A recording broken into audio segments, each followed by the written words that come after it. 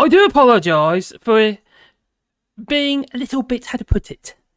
Yeah, a little bit later today. I do apologise. I've been out today, and I'm in a bit of a rush. I'm out of breath, and I had to get something. Yeah, I had to bring something in. I had to bring in my very own. Yeah, wait for it. I brought in my... Let me just bring this chat up. There we go. It's going to come up with sound now, isn't it? There you go. Turn that sound off. That's good. Yeah, I brought my very own. Let me just show you. It's a little bit how to put it. I'll tell you what though. It must be over 500 million years old. I'm sure of it. There we go. I've got myself a rock destiny. It was destined to be here tonight. It really was. I had plenty to choose. Yeah, there's many rocks of destiny here. Special, this rock, you see, because it must be at least 500 million years old, maybe older. No? Okay. But I'll tell you what, though. I didn't steal it from the Scots. No! Let's put this back down again. It's quite heavy, you know. There we go. And it is a pride of place, isn't it, really? Yeah.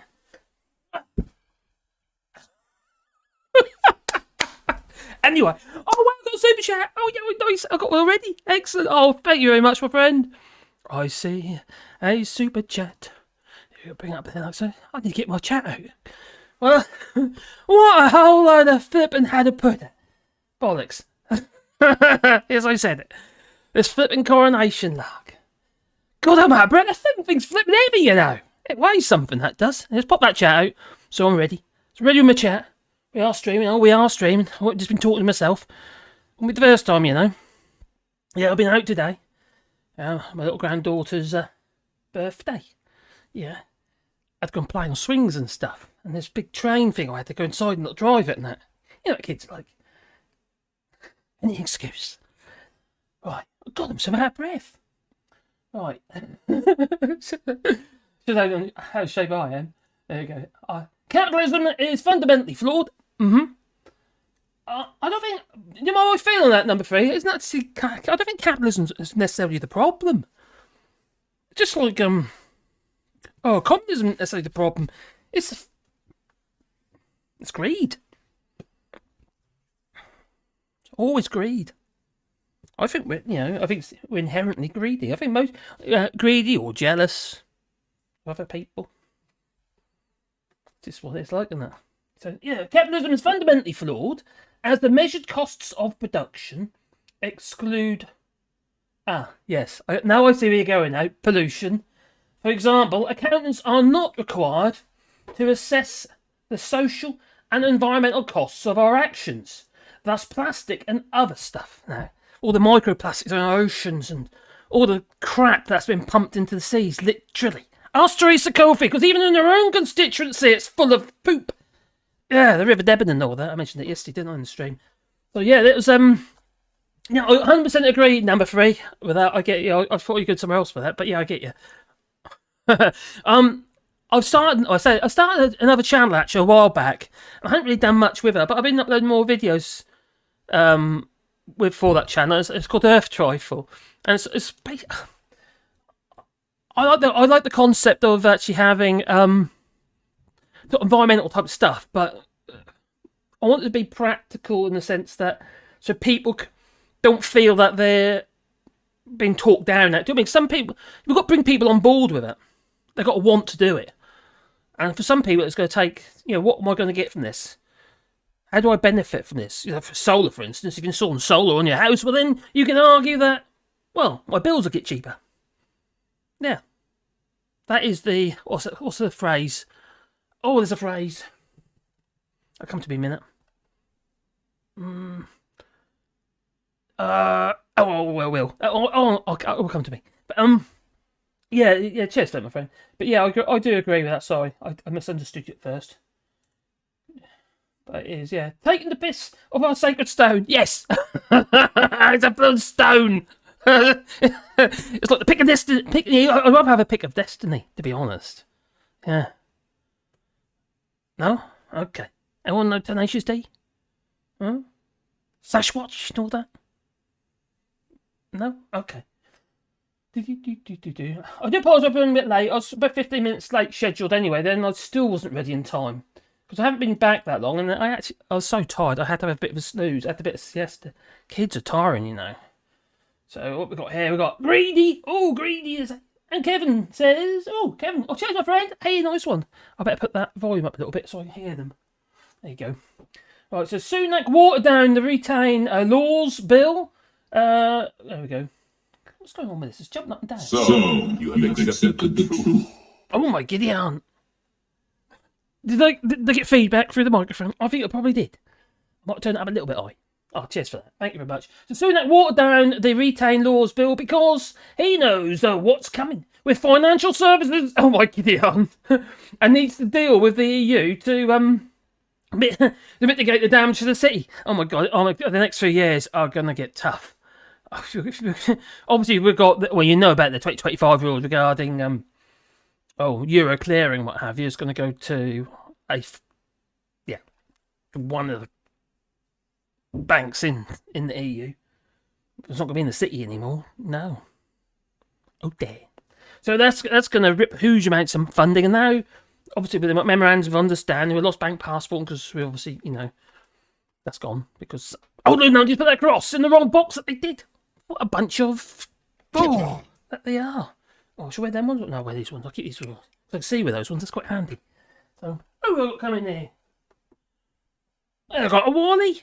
Oh, hello, Wally. Okay. Where is he? I can see his tail. See his tail? Yeah, just about the tail. Wally. Yeah, you're a good boy, aren't you? He wants a treat. He's come for a treat. That's what he's doing.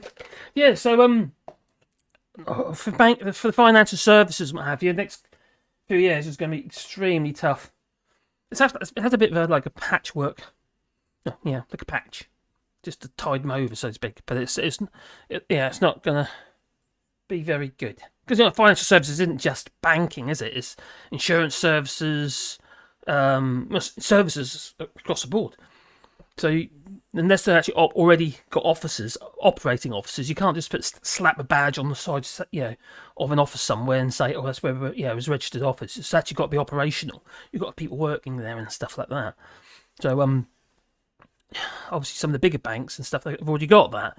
But the smaller, it's like businesses in general that provide consultancy services and all that sort of stuff. Can't do it anymore. No. No financial services come in many forms. Not just banks. Or whether not, hold on. Well, look, for instance, anyone over here in the EU who might have a bank in the UK, maybe they're getting a pension paid into their UK bank account and then maybe transferred over into their French bank account or, German or whatever country it might be. Well, those people have had their... Well, one by one, their banks are getting shut down. They're being caught up with, basically. Many people had already had letters to warn them, said that your bank will be closing down on this date. Some people are sort of kind of getting away with it somewhat. I haven't got a bank in the UK anymore, so I'm okay with that, Jack. So, yeah, I shut that down ages ago. So, yeah, it's a bit of a pain. A bit of a pain for many people. So, I'm keen on Bing Crosby and Status Quo. I know Bing Crosby. I like Frank Sinatra, though. Oh, my God. That was probably his. Yeah, it'll be there somewhere. I've got an old Frank Sinatra recording it. Oh, my God, it's so good. You know when you listen to a bit of music and you feel it, it's quite emotional. I love it. Absolutely fantastic. Even though he is a bit of a... yeah. He wasn't a great guy. No. So take lots. Was it 1998? When did he die? Was it 1998? Frank Sinatra was 97. Frank Sinatra died. Well, a bit of, friends of mobsters, weren't he? Mafia. Take lots of water and gel cap if you have any. Oh, Duke Vengeance. Oh my Gideon, is you alright, my friend? What's up, my friend? I woke up at 3 in the morning and sitting at my desk with a migraine. Ooh. If you have a migraine, you have caffeine. Unless you're already caffeinated, but have caffeine because what opens up it opens up the vessels in the brain. My dear missus, when she had problem 3 years ago now, which had septicemia. Everything started from then. All the health problems that she's had since then, it seemed to be like the start of it. And she had septicemia, basically had blood poisoning, and she had loads of other issues. And we nearly lost her. She could, another week of that, that's it. You'll get organ failure and all that sort of stuff. It was really quite a scary time. And she's had these horrendous headaches. You can see her veins in the head were like popping. And the doctor comes on, have a coffee, drink a cup of coffee, and it worked. Just took the pressure off. God, so whenever she has a migraine now, she'll have a coffee, as well as obviously paracetamol and stuff like that. But yeah. But the thing that really works for her is have a coffee. It's some strange. I never heard that one before, but it's that's what the doctor was saying. Oh, got another one there. No, nice one. Capitalism says, I watch GB News. Don't do it. Don't do it. It'll fry your brain. It will fry your brain. Oh my God, you got the guy with it. Him. He thinks he's a vicar. He's fake. I watch GB News, and do Brexiters know the hurt your country is about to feel? They don't know, because they won't accept it. No. They get told enough. I've been telling them all along. How long have I been doing this now? From day one, I've been saying, oh my God, this is going to be disastrous. It ain't finished yet. Where all the other countries are kind of getting their inflation levels have come down to quite, to about 6 or 7% here in France. UK's over 10. What Richie Sunak says, it's all about inflation. You've got to get the inflation, don't you see with that? I get him. He's right. He's got to be able to earn enough money, you see, to be able to pay himself out of the exchequer. Yeah. Well, pay his missus. Probably. Oh, did I say it out loud? I think I did. Yeah, he's a con man. Well, yeah, no, good point. I think they do. Or what they do, they just turn polite. I think they just blink. They just don't want hair. They go. And nutters. A bunch of nutters. He woke up 3 o'clock in the morning. Oh, don't do that. Don't wake up 3. Stay in bed. Stay asleep. Maybe it's all about loud rock and roll you listen to, Joe. Oh. I've got a very eclectic taste in music. I like a bit of everything. Yeah. And when we used to have our radio station, when we used to have our radio station on Sky, we basically an unsigned radio station, and we had such everything from classical right up to like screamo and stuff like that. It was, some bizarre stuff. Early days, like that throat music. I don't know, I can't do it, but there's some weird stuff that was coming through. Yeah, but we were getting as many in the little A&R department. I say department. It's one person. And you listen to music. We were getting as many as 100 CD demos a day. I was struggling to get through the demos. Because, like I say, I always read the comments to try to go through all these demos as I promised to people, because I've made the effort. If it's obviously terribly presented in the sense that, actually, to be fair, we pretty much listen to everything, because you can never tell. Yeah. Shouting for Girls, for instance, stuff like that. Leon Lewis, she played first on her radio station. So, yeah, they were the days. Fortunately, my brother-in-law is a con man. Kevin Slims, whatever I could say, I might be wrong, but at least American insurance is gone. They have a leading position in Generali Seguros here, and bought off half the market. So yeah, preferential treatment is bought the way to the top base, I suppose. Oh, don't forget, yes, Mad Monk, cheers that Mad Monk, because we're also rewilding here, and we've got 2 hectares here that we are planting trees, lots of trees. I've been working it today. Yeah, this morning I was anyway, not this afternoon, because I was on a party. Kiddies party. So tiring. Knackering it is. Well, King Charles, our beloved King Charles, and his...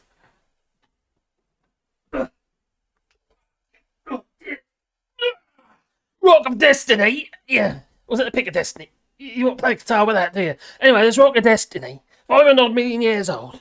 And we've all got pledge. Bust the floor. We've all got pledge allegiance to our king. Not my king! That's what I say. Not my king. I have done some merch about that. I'll be putting that online very soon. So... It's maddening. There he is. All that money I was about to say, all that money he gets, and he go and pay for his own coronation. It's nuts, absolutely nuts. So the coronation of King Charles III, ain't we lucky? Like that was mother, Queen Elizabeth II, 70 odd years ago, apparently. Yeah, feature an historic, block of stone, a rock of destiny. Yeah, a stone of destiny, stolen from Scotland, and it's got immense symbolic significance, especially to Scotland. So much so that it was stolen from Westminster not long ago. I don't know if you knew this. Yeah, Westminster Cathedral by University of Glasgow students. They want their rock back. Yeah, can't get any other rock. So you a rock, for God's sake, with a couple of rings on it. Well, they stole it because they were determined it should have been returned to Scotland. And the Stone of Destiny, you know, like the pick of destiny, Tenacious D, also known as the Stone of Scone, or the Coronation Stone, or it's just a rock. Well, with a sacred ancient symbol. Did you see that on a card? That sacred ancient symbol that looks remarkably like the pick of destiny. and the sacred ancient symbol of Scotland's monarchy. I think they're a bunch of thieves. How dare they steal that rock? Just like, steal it back, I should say, yeah. Well, to be fair, actually, the monarchy are a bunch of thieves. Stealing, thieving old, they look to pillage, don't they? They want the first born, and the first wives and stuff as well. Well, wives, was it? Was it prima nocta? Prima nocta, you know. Breed them out, they said, breed them out. Well, elegies to King Charles III, who cheated on his first wife, and didn't help his younger and his, obviously less experienced wife, concluded with a mistress, Camilla Packables, to send the first wife completely utterly bonkers, and didn't support the sons, not emotionally, no, or their spouses. Allowed advisors and the press to divide the royal family, like they got bought off, and refused to pay for their own coronation. Well, don't have one then. This is costing crazy amounts of money. Flipping coronation. Now, some people, they'd say, what are you worrying about? For, the royal family to bring in 1.7 billion into the coffers for the exchequer. They have to do monarchy-type stuff, apparently, that's what they say. The fact of the matter is, we don't actually know how much money they bring in. I think it's all a bit pie in the sky, if you ask me. King Charles, he did 650 million squids, tax-free. Tax-free! I've got to do my taxes tomorrow. They're French taxes, but I've still got to do my taxes tomorrow, yeah. I have to do them every 3 months, you see. First trimester. A lot. It could be a lot of tax, I'll tell you. Oh my God.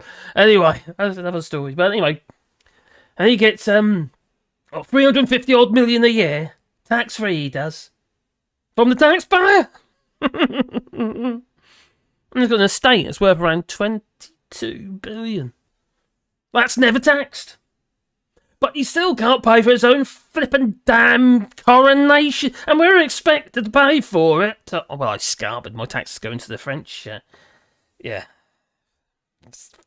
Coffers. Sorry. Although I've got some little bits pieces in the UK still. But why should we care so much? Oh, Kevin Slims!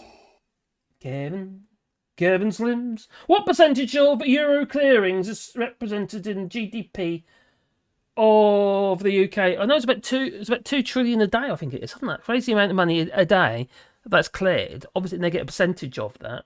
But we know isn't it about 10, the city's worth around 10% of the GDP, gross domestic product. I don't know if that includes euro clearings or if that is separate. If that is a chunk of it, that's going to be a massive loss. A lot of the coffers come from small and medium enterprises into the GDP. But don't worry, our debt is on par. Yes. In fact, it will be on what overtakes at this rate. And especially if, like we were talking about yesterday, if China invades Taiwan, well, then we'll be seeing, obviously, the gross domestic product. Yeah. It's got plummet yet again. That Brexit as well. Still be saying though, these other countries are all suffering from, China's illegal invasion of Taiwan, and yeah. And one thing we'll be saying is, but we've got Brexit. It's still special. But why should we care anyway? When we can still sell merch. Merchandise on the stall. And one stall that's outside Debenhams. He's raking it in, he is, yeah. He goes, he's got everything. He's got, people. They want that stuff, you see. They want the little flags. Yeah, and the funny hats and the Y-fronts. Maybe Speedos, I don't know. Everything they need to mark the occasion in style. From, flags and bunting and effigies to burn it. That's what we want. We don't want flags and bunting, we want effigies of Prince Charles. I do apologise if there's monarchists out there. Yeah, if Phil Morehouse, if you're there, I'm very apologetic, but I am. He loves the monarchy. Well, anyway. Sorry. Yeah, so we got flags and bunting, tea towels and hats, plus more. Lovely. It's all red, white and blue it is. I tell you what, if you Scots, you want your rock back, I tell you what we want in France. We want our tricolour back. The first tricolour that happens to sit in stores in Norfolk. I know that because my son has to look after it. Yeah, it was a massive tricolour that was on one of the ships in the down in the Battle of the Nile. I think it was. Was it Battle of the Nile? I think it was Battle of the Nile. Anyway, they've got the big tricolour. A big flag, French flag, big French flag. Apparently, it was one of the first ones. It's huge. In fact, they were doing aerial pictures of it inside St Andrew's Hall in Norwich, because this thing's been tucked away in a container for such a long while, and they eventually got it out to make sure it's still intact and not being eaten by moths. And anyway, they got this thing out and they laid it outside in St Andrew's Hall, and they got a guy in to photograph it. Now I fly drones, and I know if you want to rely on your GPS on your drone, you don't fly it indoors, no. Anyway, there he was. He's flying this drone. He clearly couldn't fly the flipping thing. He's obviously always relied on the stabilisation and that. And it crashed. It fell on this flipping thing that's like hundreds of years old. This big old, very delicate flag. French flag. So we want that back. Thank you very much. In fact, the French keep asking for it back, but you know what the UK government is like? Nope, they say. SARS, no. They go. Just like those rocks and stuff. Pentathlon and stuff like that. France has been given a lot of stuff back. I do know that. The thing is, none of the stuff actually has any real value because you can't really sell it. It's not like you can get any money for it, is it? Maybe they should sell it and give the money to the Trussell's Trust. Maybe. Or we could actually save some money with this coronation, give that to the Trussell's Trust. Well, if you are into the monarchy, but not literally, but if you're into the monarchy, pop down to this store, this merch store outside Debenhams in London. They've got cardboard cutouts of Prince Charles. They have. Shocking. What would you want that for? But unless you've got a BB gun, air rifle, bazooka. I don't know. Well, to the royals and the coronation are an expensive waste of money. But don't let that distract you from what is actually quite important, and the fact that you have to get down there and vote on Thursday in your local elections and show the old Tories what we think of them. I can't wait. I can't vote though because the local elections and they're not local to me. No. I've got a photo ID though, so I'm okay with that. Yeah. So I hope you've got your photo ID if you haven't got a driving licence or passport. Or other forms of ID. Can't use your student card, no. They're just trying to wipe out their... Well, it's voter suppression, isn't it? They just don't want the youngsters to vote because they know when they're going to vote. Just like when they did the Brexit referendum. Yes, during Glastonbury. Not a great idea, that. Oh, it was for them. How'd they get the numbers down? They managed that one, didn't they? So vote tactically on Thursday. Yeah. To get these old Tories out. Because it's only going to get worse. Things are going to get tougher if we don't. Now, I know. The Crown Estate, like I said, makes money. Yeah? Loads of money. 1.7 billion, apparently, so some people like to say. But like I say, is how the hell can we confirm that? I'm sure they bring something into tourism and what have you. Yeah, just so you can take a mick out of those guards standing there with half a beer on his head. In a box. Like that, I've got to move. What's that all about? I'd poke them with a stick, I would. Tickle them. I don't know. Get a feather. Do something. Can you get done for a boost if you do that? Oh, anyway, you'd probably get locked up or something, wouldn't you? These days, if you do something that'd be cast as a protest, and you'd be locked up for 3 years. Just like that, bigger geezer. Yeah. Got 3 years for gluing themselves not 3 years, no, he got 6 months. He got 6 months for gluing himself to a road. It's the guys who tied themselves up in that bridge. Dangling they were, dangling off that bridge. 3 years they got for that. Just for dangling. Not much of an obstruction when they're dangling all the way up there, is it? No, you get under them. But I think they had to close the bridge, didn't they? Cranes and all sorts of stuff were involved.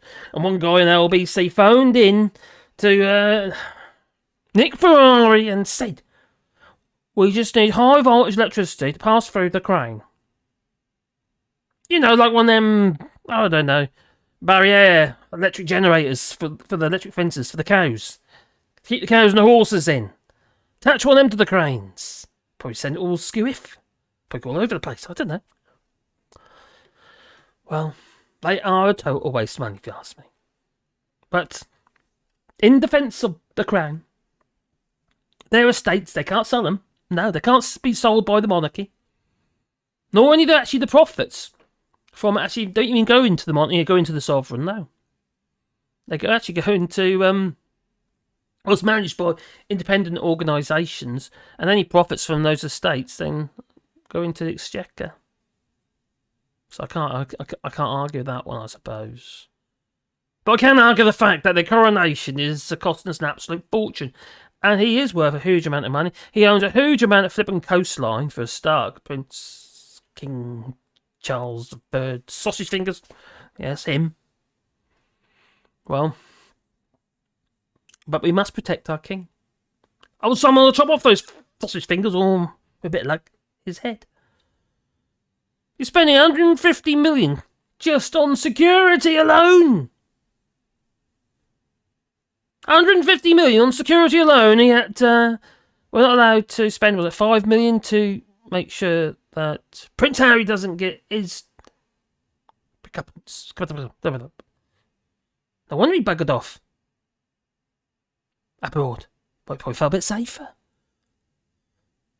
There's some natters in the UK, you know. They're everywhere. Anyway, the chat. I forgot about the chat. Oh, back onto chat. Bum, bum, bum, bum, bum. What percentage of the Euro claims? Oh, we'll look into that. That looks quite interesting. I do apologise. I haven't actually uploaded any videos today. I'm going to slow down. That I've been doing too many. I think it might be part of my problem with the channel, and I need to get more focused on what I'm doing. So I need to have a reset. Peter does. So, why did you leave Germany? Again, then, just saying. What do you think? Could be a risk. Scroll up. So scroll down first. Scroll down and scroll up. Make sure I haven't missed anyone's. Tag me. Hello, Lee Corn. I didn't see you there. Who have got here anyway? Who have we got here? I haven't. Oh my God, it's loads. How many people have got? Oh, got 51 today. A bit better than yesterday, isn't it? So over to Kevin Slim. Hey, Mark's biggest fan. And thank you very much, Mark's biggest fan. And I did send you an email. I don't know if you got it at all, my friend. But I do much appreciate it. It's very, very kind. Thank you. And little lefty boat, Stanley Beck. Ahoy there, sailor. I think we're scuppered. Does anyone know what scuppers are? Do you know what a scupper? Who knows what a scupper is?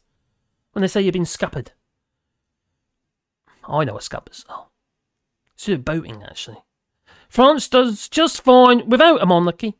Well, they chop their heads off, and the whole, and the whole they bring in money is the whole that they bring in money is a whole of the They cost more than what they... Yeah, we haven't maintained all those buildings for a start and not really getting anything out of them. Most of them have been empty. Do you know what really annoyed me? It's after the Queen died and all those Paddington Bear teddies, they gave them away. They didn't even... It's a migrant. They didn't even house them. I think it's terrible. Got all those rooms. At least they had marmalade sandwiches with the Queen. I thought actually that was a really quite clever little thing that she did there, I have to admit. It's those sort of things is what brings people on. If you're into the monarchy, that's the sort of thing that bonds people. Little things like, because they're parts of our own history, isn't it? You know, everyone loves Paddington Bear, for Christ's sake. Of course they do, must do. And it was almost like it was a dig, you see. It was a dig against what's going on at the moment. Migration. And that was a migrating bear. Yeah. Got to give them a home, you know. The migrating bear. But no. We have to put up with the likes of, what's her face? Oh, my God. She drives me bonkers, she does. Sue Ellen Braverman. And now we've got backlogs around, 120 odd thousand people not being processed. I hate that term, processing. Who was it said that you process peas, not people? Somebody said that. I think that was actually on Question Time one day. I can't remember what her name was now. And she was right. It's quite I think it's a bit of an offensive term, really. Or maybe a bit wokish. And yeah, so it's just nuts. So the arrivals are coming up, backlogs increasing faster, is actually faster than the new arrivals, which sounds crazy, but that's apparently what's happening. It's painful. I find the whole thing painful, and it's embarrassing. Now, this woman here, talk about migration. Which one is it? Eeny, meeny, miny. I don't know which one it is. Is it that one? No, that's that is the, look at the rock of destiny there. Oh, it ain't lovely. It's a big stone. This one here. All right, let me just bring this over. I don't know if you've seen this. Oh my God, my face is gone. I'm faceless. Be armless next. Right, there we go. So what that do? This is Zoe Jardinier. And she tells Sajita Moister, who's presenter on LBC Radio, and she pretty much summed it up, to be honest, as this guy here, this on LBC, says, we are just trapping them in a system with no exit. Unless you'll go to Rwanda, and there's no way back then. That's it. Once you're there, you'll be there for good. So, anyway, that's what she had to say. It's only about a minute long, minute 40 long. What would you say? Well, that's funny because the government doesn't seem to have a plan to pay GPs they better, don't. nurses better.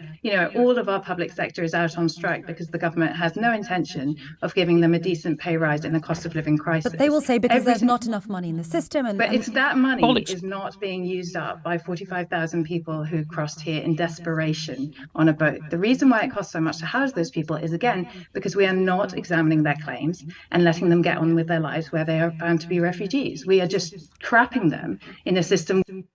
And also, we're paying around 200.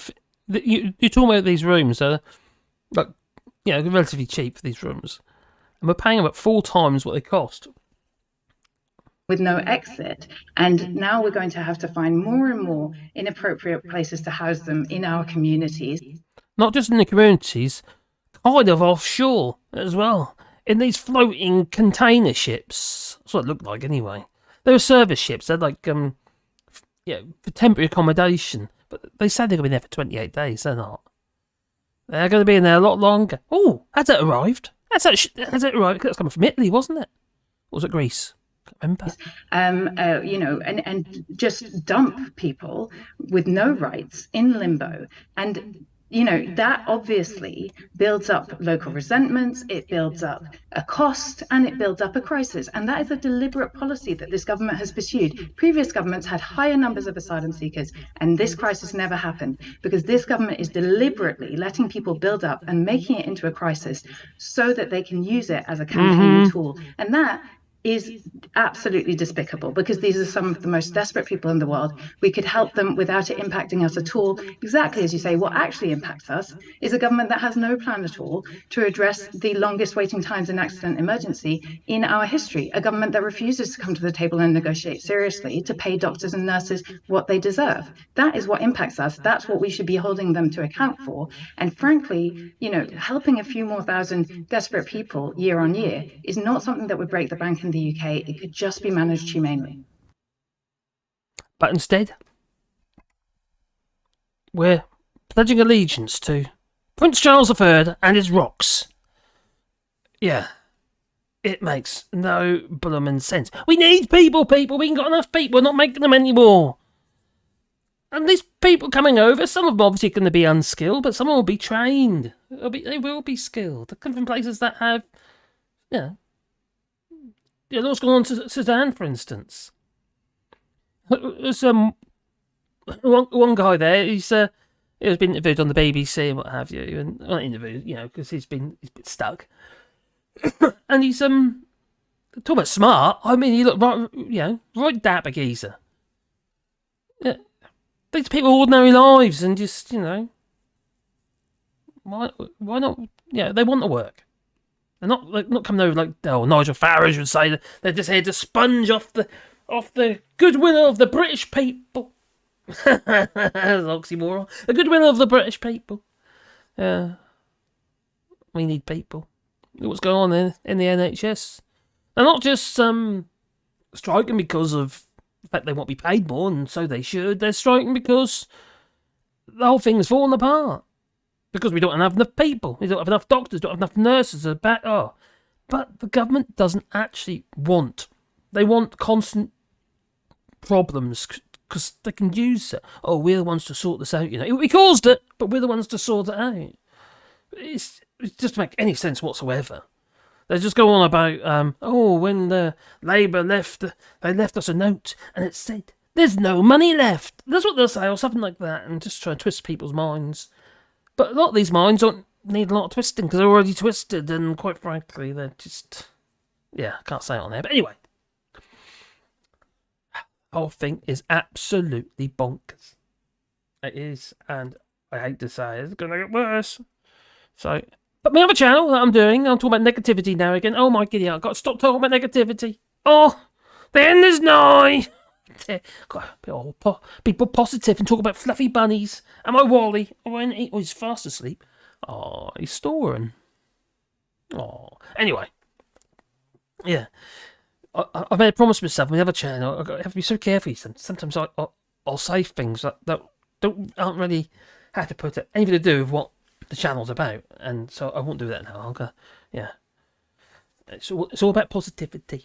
It's all about environment and the garden and stuff like that. So yeah, it's good for my brain because this is the dodgy brain. I'll tell you, it's constant negativity. It's been thrown at you again and again and again. Especially when you're researching it. Oh god, really? Is that what's happening now? Oh my god, it's 4 people, and then you sort of put yourself in the middle of it, from all different directions. Oh, see, Felix says, I don't have a migraine this time, Marcus. Marcus' biggest fan. It's Duke Vengeance, who has one that is not so great now. Poor chap. I don't really suffer from headaches, apart from the missus, but she does. She does get a lot of headaches. Scroll down. Oh, I'm way out too far up, aren't I? Oh, boy, no. Daniel Craig, are you the guy with the shorts? No? Was that Craigie? Juggies and Horseface, I swear to them. One finger salute to... Oh, sorry. What to you, to them? Me to you, use them. Sometimes I go with two, apparently. Well, wasn't that... Winston Churchill. Oh, is that where we went? Yeah. Your country needs, all that. That's Kitchener. Peter says... Oh, Vincent Brennan. Well said. Vincent Brennan. Oh, I just don't know. What's Vincent Brennan say? A plan requires competent people. Good point. To plan this, and we don't have any. No, we don't. We have Lee Anderson. Say no more. Oh my God! And Gallus. Gallus. In his response to people drowning in the Oh no, it's response to children being abducted and going into sex trade and what have you. It's like, well, they should be here anyway, should they? That's gutless. And he used to be a teacher, and now there he is. It's like, oh, the teacher shouldn't be striking. They get enough money. I have respect for the teachers, but the infamous but. Mark's the biggest fan. He says it is not illegal to flee persecution. Of course, it isn't. It's not illegal to come across that flipping channel either. And besides, wasn't it in law that because they called them illegal, so they're already branding them as illegal, even though they haven't actually done anything really wrong. They haven't gone to court. No. What's happened to you're innocent until proven guilty? Oh well. It's not illegal to choose a location, though, and it's not illegal to cross the channel. But. Yeah.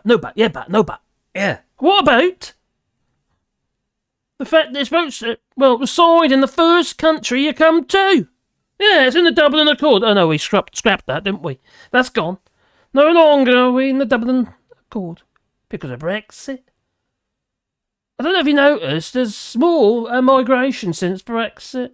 Why would you want... So, they've been accepted the truth. Thank you very much, Kevin Slims. What did Kevin Slims say? Oh, now it's the civil service's fault. Brexit is an unmitigated disaster. Oh my God. They are, aren't they? Look at Jacob Rees-Mogg, Doffcat Borlock and all the Walking Penny Farthing. Haunted Pencil. I bet he's got a little one. Yeah, a Haunted Pencil. He's got about 800 kids, hasn't he? He's beat me. I've got 6 kids. I think he's got 7. Is it 6, 7? He called one set or sixth? Something like that. Anyway. I'm in their Latin or whatever it is. Strange people. They really are.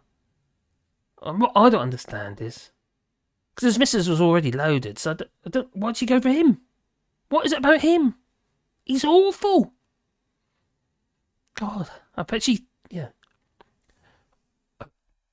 I bet they go like rabbits. I tell you. There must be. Like rabbits they are. But only with the light off. God, what a scary thought. Ugh. God, I have to get it out of my head now. Yeah, so the civil services are now...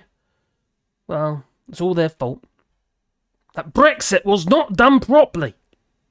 As the Reform UK Party tells us all, Robert Tice, Richard Tice, whatever his name is. And who else was it? Oh, Anne Widdecombe. What did she say? She said something like, "It's not Brexit. It's because the people haven't done. They haven't done Brexit. This is not Brexit," or stuff like that. Some crazy, While she's like rolling them about and stuff. Oh, whatever. That woman's scary. She really is scary. But like these people, she was a Conservative politician. And then she was in the Brexit party. And what do? They all go up there to Ode of Joy and what have you. And the commission, what have you. What do? They turn their back on the Ode of Joy. Oh. How flippin' childish are they? That was pathetic. It just shows them what they are. Pathetic little children. Actually, children aren't necessarily pathetic, but they were definitely pathetic. I got this. It was ridiculous. They just look really stupid. But they don't think so, do they? And I'm sure the Brexiters, oh, look at them. They'll turn their back on the EU. Yeah, well, up the EU and all that. They go. Well, there's another country that might be saying up the EU, not too distant future, because support for the European Union, it seems to be waning a little bit in Hungary. Odin might get his wishes. Yeah. But a lot of this is going to be down to immigration. That's the problem, you see. I mean, everybody knows that we're heading toward, for even more immigration. Which all it does is gives fuel to the fire, fuel to the racists and the nasty people out there. Desperate. That's what I bet, because of, global warming and what have you. Climate, scary. Could you imagine it though, not being able to even get water, let alone food? Frightening. So you're right, back to the biggest fan. You are right. It's not illegal to flee persecution. They're just making making it to be. So a plan requires competent people. There isn't any. Top geezer him. Oh, who's CFO? A geezer. Oh, Butler who? Kingslayer. Mellow says, Allshorts. Yikes! The King Charles coronation pictures and the Queen, new Queen, and them other two girls look like 3 billion years old. Yeah. Have we got Reagan here as well, have we? Is Reagan here? Reagan the lead, and obviously Lee. Dead Cat Society. Oh, sounds interesting.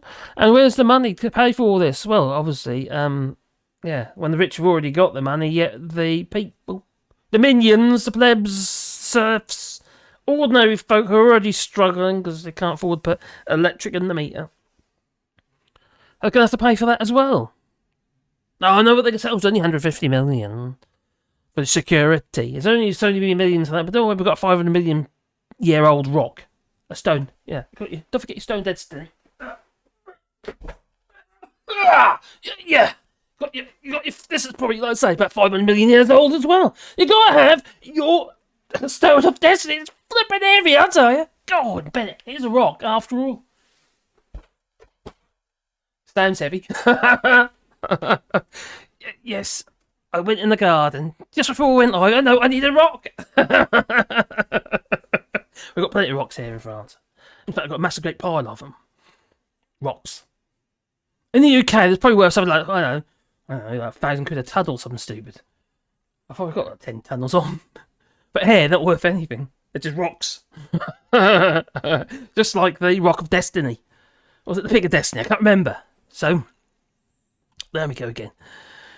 That's it. That's the Rock of Destiny, that is. See if I can... Sorry, I couldn't resist. Anyway, Daniel Craig said, I blame Uncle Nige. So do I. He needs to be. Yeah, taken to the Bastille. Mr. Nige.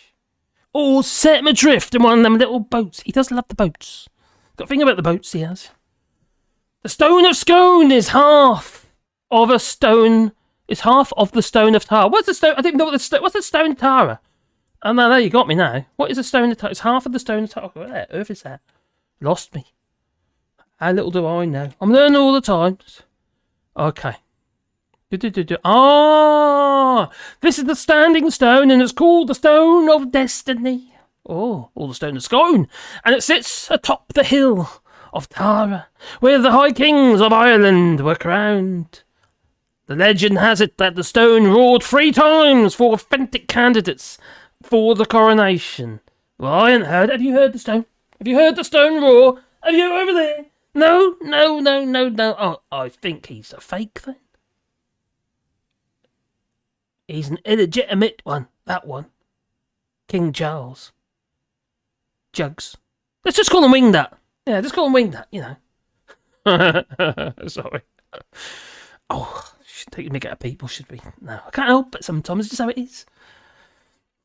Years of working on building sites, I tell you, brings the worst out in you, I tell you. My giddy aunt sitting there, I don't know, your flask and that, and your cup and him, and having a cup and some some digestive biscuits, chocolate ones if you're lucky, and they're all sitting beside you there, with the sun, glued to page 3. And that's what it used to be like. Yeah. Dear me. And they all of them were... Actually, not all of them. But a lot of the people who used to work for us, yeah, they're definitely right wing. It's almost like you're looking for something to hate. It seemed to me. So Jaggery Smogs reminds me of Victorian Dad in Viz. Yeah, I get that. There's a Lee Corn. So, Duke Vengeance, not there. The Tories still believe the Dublin Agreement applies to them, but it doesn't. No. Even if they're not in the EU. And so, here we should pay for their problems. Nope. Sorry. If they're hidden to you, we'll just let them. Oh my god. There they are again. Whinging and whining. That little Paul Golding geezer from Britain First. Oh my god, he's posting pictures on Twitter, he is. Posting pictures on Twitter of boats leaving the shores of France to get to the United Kingdom, apparently. If it's actually really happening to that degree. Well, she says they could stop them if they wanted to. But they don't. We pay them all that money, and they still let them leave. Yes. Sorry. What they can say now, what? At the moment, it's fairly still, mind, going across the channel. But if you get a bit of a swell going across there, it's extremely tidal, and you end up in that water. Ooh, not great. Unless you're David Williams or something like that, you know. Swam that channel so many times. I don't know how many times, but I think he's done it about 10, 20 odd times. Huge amount of times. Yeah. God, it was bad. Greasing yourself up with butter and stuff. I don't know, whatever they do these days. Or was it Axel grease? I don't know, whatever they use to get across the channel. Make them all slippery. Oh, Allshorts. Okay, Mad Monk, he's Scottish, you see. Have I upset you about your stone? Well, the reason the stone destiny is heavy. It's propping up the English monarchy and its fucking government, yes. I should shout from the rooftops, this sitting stone. At them. When Charles sits on the stone, it won't shout. It will flip him off. Get off! Off with his head! Oh, there's hope. Well, England looks more and more like a bad version of a wee happy foo. Yes. Oh, well, in response to Pete Williams. What did Pete Williams say? Pete Williams. Can't find you now. Where you gone? Got a rhythm going on. Oh, damn it. Oh, anyway, so down we come. Oh, yes, I saw that as well. And he laughed. The bastard. Pete. I can't find Pete Robbins' thingy. He's gone. Is he there? No, he's gone. Where'd he go? Oh, there's one. Reality by common law man was never a law that says man wasn't allowed to flee to other countries needing help. All started when kings started chopping heads off if you didn't pay the taxes. Well, does anyone know about my history, my ancestry? My name's Kate, and it's historic. Apparently, I'm allowed to, draw a broadsword. Well, not actually, but yeah, apparently, yeah. I'm sure I'd get arrested if I did. But yeah, anyway. My ancestor, Robert Kett, he held Norwich. The city of Norwich within the walls, he did, for 30 odd days. But the Crown didn't like that. No, the Crown got some German mercenaries in to get them out. Yeah. Anyway, he hid in a tree, an oak tree, still there in Wyndham, as you feel the concrete with got straps around it and stuff, because it's so old, and obviously it's, historic. And he hid in this tree for 3 days or something, so for a long time. Anyway, they caught him. And they hung, drawn, and quartered him. They did outside the castle. Make an example of him. Yeah. Took his lands and everything. They could have been my lands. I mean, he had a lot of land. All the household, Heath and grew up around Norwich and places like that. Yes, he was a major landowner. He was a tanner and that as well. The family was butchers and tanners and stuff. Basically, used to collect poop and pee to tan the leather. Yeah, the hides and stuff. Anyway, his little peasants used to, work and live on his land, you see. He knew when the taxes came in that they wouldn't be able to afford their rents. They thought, oh no, I'm going to have to do something about this. Yeah. So he instructed all his little minions, little serfs, whatever, to take down your fence because it was a boundary tax, you see. A bit like the old window tax, and they started bricking up the old windows in old Victorian houses, or Georgian houses, all those, or whatever it were. We had all the, those windows, so, we didn't need that one, or block that one, and be less tax. It's the same with the boundary tax, you say. They've got to get rid of the boundaries. No boundaries now. So they got rid of the fences. Yeah. Well, the Crown weren't going to have any of that, were they? No. So Robert Katie kicked off, he did. With their pitchforks and stuff. They took over Norwich within the walls. Usually it's like city walls go around Norwich. Bits of it still remain. Yeah. And they held it. Didn't do him any good, though, no. Because he's dead. Well, he would be dead anyway now, because he would be extremely old if he wasn't. It looked like Keith Rupert Murdoch, I'm sure. who's a dialect? Not is it Tafros? Oh well, yeah, the dialect geezer, half man geezer and a dialect. You know, he look a bit like that, doesn't he? Read crappy boo. There's plenty of that. I'd say it's everywhere, except in the loos, all in the rivers and the seas, especially in Theresa Kofi's home constituency. Well, there was a couple who took their narrow boat across the channel. Oh my God, that's a bad idea. Like, you know, we get side. You could roll it. We wouldn't do that. What we used to do though. You know the old bathtubs. You know the holiday type boats. We used to call them bathtubs, and the fairly flat bottomed, fairly blunt on the bow and the stern, and we have took them across the channel before. We've actually took them to Holland before. So yeah, it's obviously you've got to be very careful of the weather. Basically, we used to tow them over. We set them in a boat, side on tow, tow them over. If they go, because the holiday trade over there, I suppose. But these things like Elysians and stuff like that, we've sold took over there as well from various boat yards. There's used to be I don't. He's not live now. I very much doubt he's live now because he'd be like Keith Rupert Murdoch. He'd also look like that dialect geezer. And anyway, he'd Richardson's.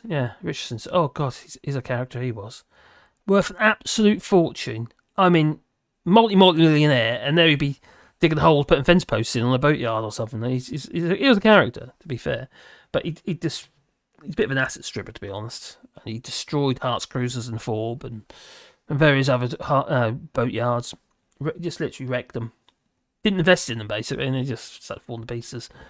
Anyway, if Mog is a Victorian dad, his gonads, well, he jumped up. Where'd they go? I got the gonads, and then it just jumped up. Where are we? Oh yeah. If Mog is a Victorian dad, his gonads are one of the fats. Ags. Yeah.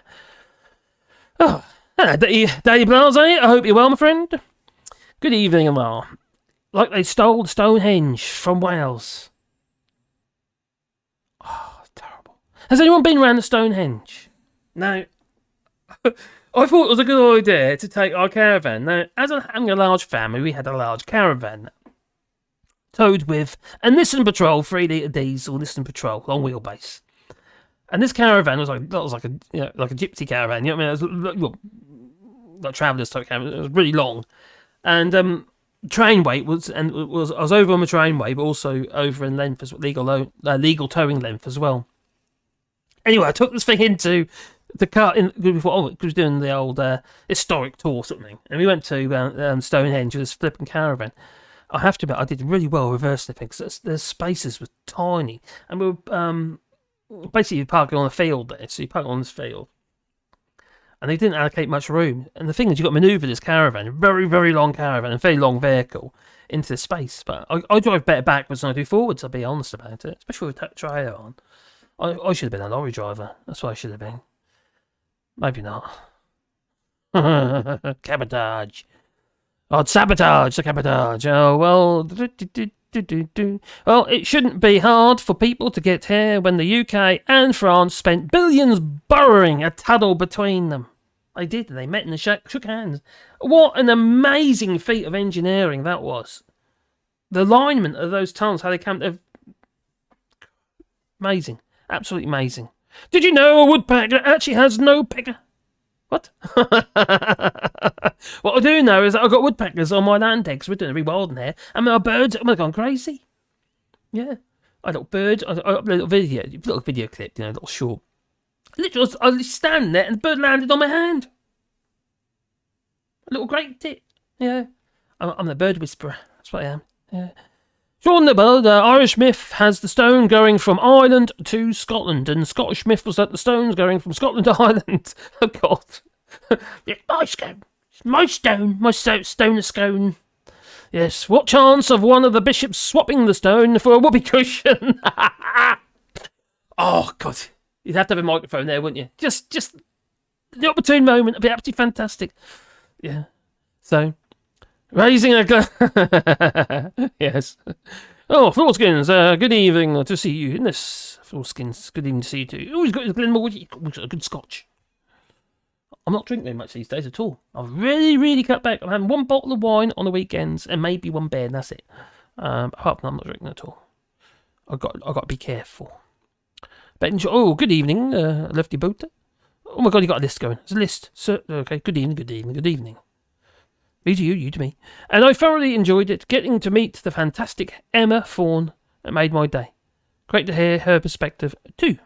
Oh, I'm there. You're on the coffee thingy, or your Sunday roast, whatever you call it.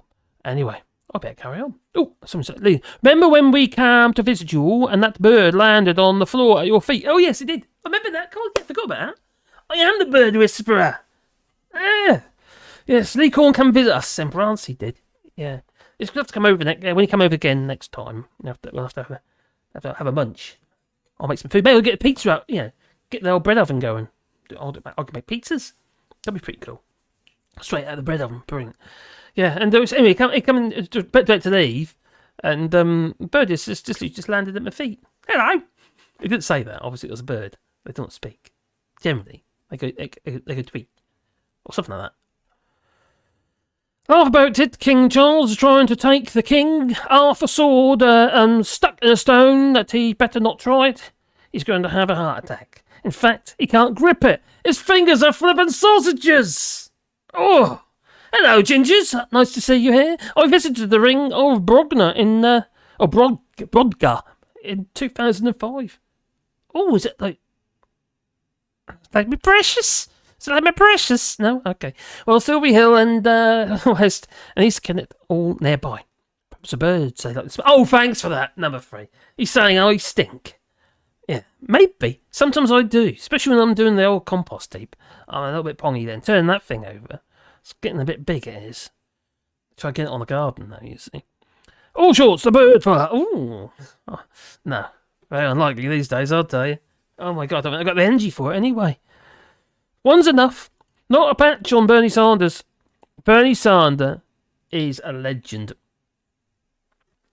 I absolutely loved his interview with Sophie Ridge on Sky. And what he had to say about the NHS. He was brilliant. Absolutely brilliant. Pretty much saying, don't get rid of your NHS. You do not want an American system. No, that's what he said. Well, I happen to agree. You don't. No. Unfortunately, we're heading that way. Bit by bit by bit. Death by 1,000 cuts. Or death by 1,000 Tory cuts. Junior Drop says, I was checking my trees yesterday and one had several holes for woodpeckers. Oh my God! Woodpeckers here. I might do actually. I won't do it on this channel. Probably do it on my other channel. I'm going to upload some audio of birds and probably woodpeckers. I was in the garden yesterday. Well, I was rotating and what have you, and digging over and stuff. It's, hard work, gardens. And anyway, I was doing some work in the garden, and the noises were coming from all different directions. The woodpeckers, and duck and cover. I'll tell you, it's quite loud. One of them's in our oak tree. I hope they're not attacking the bat boxes in the oak tree that I put up a few years ago because there's bats in there. Yeah, Bernie. Yeah, Doc Davies. He is an absolute legend, as Bernie. I'd love to see him to be the president. I really would have done, but it ain't gonna happen now, is it? He's just genuine. It feels like he is, anyway. He might have a secret past. Maybe there's some emails somewhere. Let's ask him. Maybe. Like you'll go person, he'll know. woman, man, Yeah, Hunter Biden and all that. I'll tell you what, we can make a movie. We can make a movie and get that Loza Fox on, Lawrence Fox to play Bernie Sanders. I don't know, like he did Biden or something. Did he play Hunter Biden or something? Lawrence Fox in some dodgy movie. Pretty crap it was. So I hear. I haven't seen that. So let's go dark, Brandon. Oh, scroll up. Oh, I better carry on what's doing. Oh, do you like the chat? But we need to carry on what we're doing as well. Where was I? I've got my bullet points. Where are my bullet points gone? So anyway, you've all got pledge allegiance to King Charles. You're going to do that? How are you going to do it? I know how I'm going to do it, yeah. So, people will be watching the coronation, and they're going to be invited to join a chorus of millions to swear allegiance to the king. Up yours, yeah, and his ears. What a load of flippin'... Why on earth would we want to do that? Delusions of grandeur. What's grand about him, really? Let's be honest. I didn't really mind about the royal family until it all kind of started getting a bit had to put. Oh, I see what you're about. So the public pledge is one of several striking changes to the ancient ceremony, and it's going to be revealed on Saturday. Well, the coronation full of firsts and got female clergy, and it will play a prominent role, and the king himself he'll pray out loud. He says, I'm not going to chop my head off, please. Well, the Christian service will also... Oh, my giddy aunt. The Christian service will also see religious leaders from other faiths have an active part for the first time. I suppose that's positive. Well, the coronation on Saturday will be the first to incorporate other languages spoken in Britain, with a hymn set to be sung in Welsh, Scottish, Gaelic and Irish Gaelic. Despite changes designed to reflect other faiths and free oaths. Oh my giddy aunt, I bet the old right wing, they hate that. The king will take, and, the oaths the king will take, and form the heart of the service, apparently. Are you excited yet? Because I'm bored already. I will not be watching this. I thought about doing it live and take the piss out of it. But then, is it traitorous? It might be. They might get me. I might get hung, drawn and quartered, just like my ancestor, Robert Kerr. Well, oh, God's sake. It's what a waste of flipping money. It really is. It's just, why are we doing this? So they're going to be paying 150 odd million quid on fucking security for this coronation. And that's enough money to run the Trussell Trust's food bank network for about 3 years. In some ways, I can't really believe people are okay with that, to be honest, when people are struggling. 250 million being spent on an extravagant party, while people go cold and hungry. But we are invited to pledge, or swear, allegiance. At least we're invited and not ordered. That's just this one. Yeah, I won't be doing that, no. I think I'll just be swearing at the unnecessary cost of this flippin' farce. Because that's what it is. It's just a flippin' farce.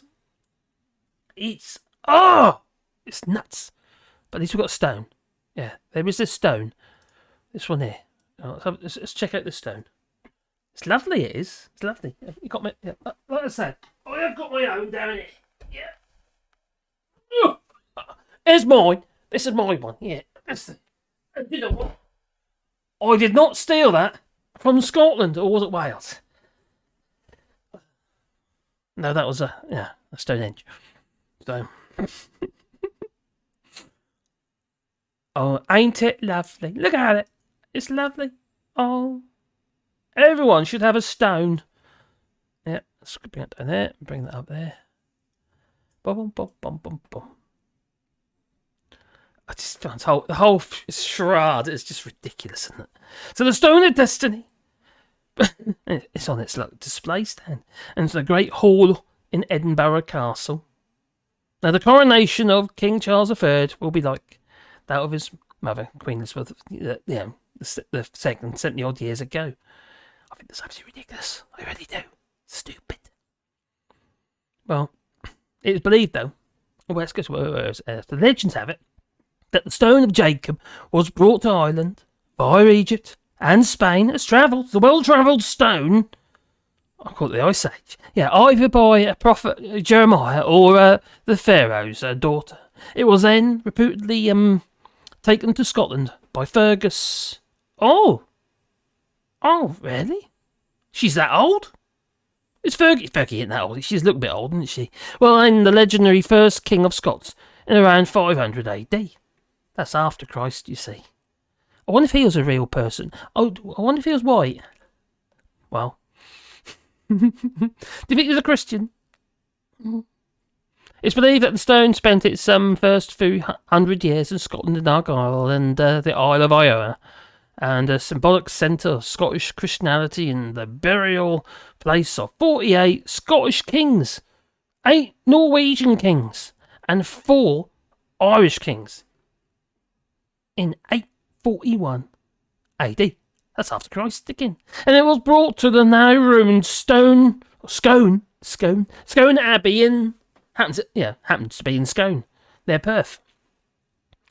The red sandstone block was used for centuries in the inauguration of Scotland's kings, until King Edward the First seized the stone from the Scots. Ooh, you thief! In 1296, during the First Scottish War of Independence, Edward Longshanks, well endowed that one, had it built into a new throne at Westminster. But since then, it's been used in the coronation ceremonies of all the monarchs of England and then the United Kingdom. Now I wonder, are they keeping it in that old throne? They give you piles, it'll be cold. Oh, Farmer Giles piles, that's what they give you. Oh my giddy aunt, it's not very comfortable, is it? It's a rock. Oh, well, it's a bit damp as well, I imagine. Anyway, it was finally officially returned to Scotland a quarter of a century ago. However, it was unofficially returned to Scotland by nationalist students in the 1950s, who audaciously liberated it from Westminster Abbey in, Christmas Day in 1950. Well, I mentioned that already, haven't I? And it will now return to London for the coronation of King Charles III, in line with an agreement. I think there should be war over this stone. It's an actual war. Come on, Scots. Come on. You want your stone back? You've got to be stones, Well, the stone will be transported from its present home in Edinburgh Castle to the Abbey in London in time for the ceremonial crowning of the new monarch. Oh, I'm so proud. Well, the last time it was used for such a function was back in 1953 for the crowning of the new king's mother, who died on Thursday in Balmoral in Scotland. She obviously loves Scotland, Oh, look at that throne. Oh, ain't that lovely? Oh, look at the big rock. Oh, to be fair, that's bigger than my rock. I do have a rock that big, though. Yeah, I've got a big rock. So, I don't know. This will have to be a stool. Yeah, I can't make this into the throne. I'll have to make this one into a stool, I think. My rock is smaller than that rock. That's not fair, is it? Just bragging, aren't they? The size of that rock. Well, the historic environment, Scotland, this weekend confirmed that the historic stone would make that 500-mile journey, heading south for the third time. A spokesman said that the Stone of Destiny would go to the Abbey ready for the coronation, and then it would be returned to Scotland, where it is usually on display, in the castle's crown room, along with other historic items. Just think, I am absolutely certain that King Charles, all that waiting and sitting on that flipping rock, I bet it's covered in his farts on it and stuff, doesn't he? I'm a bit surprised he's, be like bad grandpa, maybe? Look, Grandpa, you shouted! Oh, a bit of luck. That'd be funny. Well, the coarse-grained pinkish buff sandstone was returned to Scotland on St Andrew's Day in November 1996, after years of campaigning and one audacious theft. And on Christmas Day in 1950s, when the Scottish students, we want our rocks! We want our rock back. And they took that stone. So what are you going to do about the Stonehenge in Wales? Or Welsh, they're going to steal that back. I know it was back in the 1950s, but maybe, give it a go. To be honest, even that rock must weigh a blooming ton. Well, once the police found out about it, the stone was returned to Westminster. Didn't hide it very well, did they? Well, the story of the theft of the Stone of Destiny by Glasgow University students was made into a film back in 2008 with Charlie Cox, Billy Boyd, Robert Carlyle, and Kate Mara. Well, I have never seen that film, and now I want to. I hope it's good. I hope it's worth seeing. Yeah. Oh dear. So there you have it. That is the Rock of Destiny, and he's gonna sit on it, maybe. No? Is it actually going in the throne this time? I know they spent a lot of money restoring the throne, didn't they?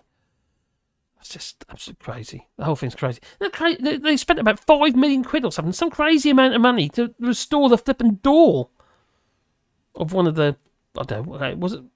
Where was this door? Can't remember where the door was now. Is it Westminster or something? But anyway, a big door. Yeah.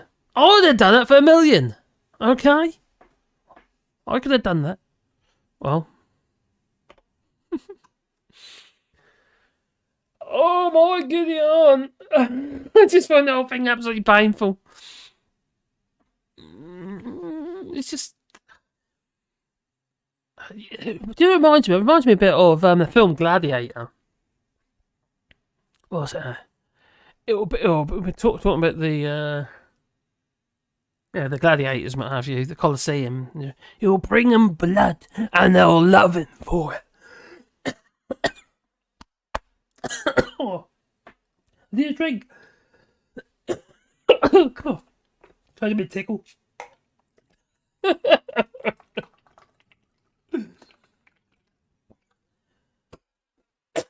I'm dying. Oh. Well, it's no back in Westminster Abbey, anyway. The Stone of Destiny. God, how much can I talk about a flipping stone? Oh, God, and bet. So there it is. There's even a flipping page on Twitter. It's called the Coronation News Updates. It's official as well. Oh. I saw that chat one. Recovering from my tickly throat. Almendras. What's it? What's almendre? Not a patch on Bernie Sanders. No, who isn't? Perhaps the birds like the smell. Thanks for that. Frankie Boyle had a good chat with Bernie Sanders. My proctologist makes regular visits to my ring. Lovely. Either some Francis of Assisi juice or worm smell. I was checking my trees yesterday. Oh, I'm too far up. Scroll down. Is it updating? Is it updated?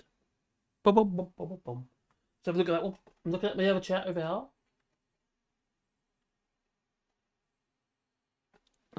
Here we go. Yeah, we're back in.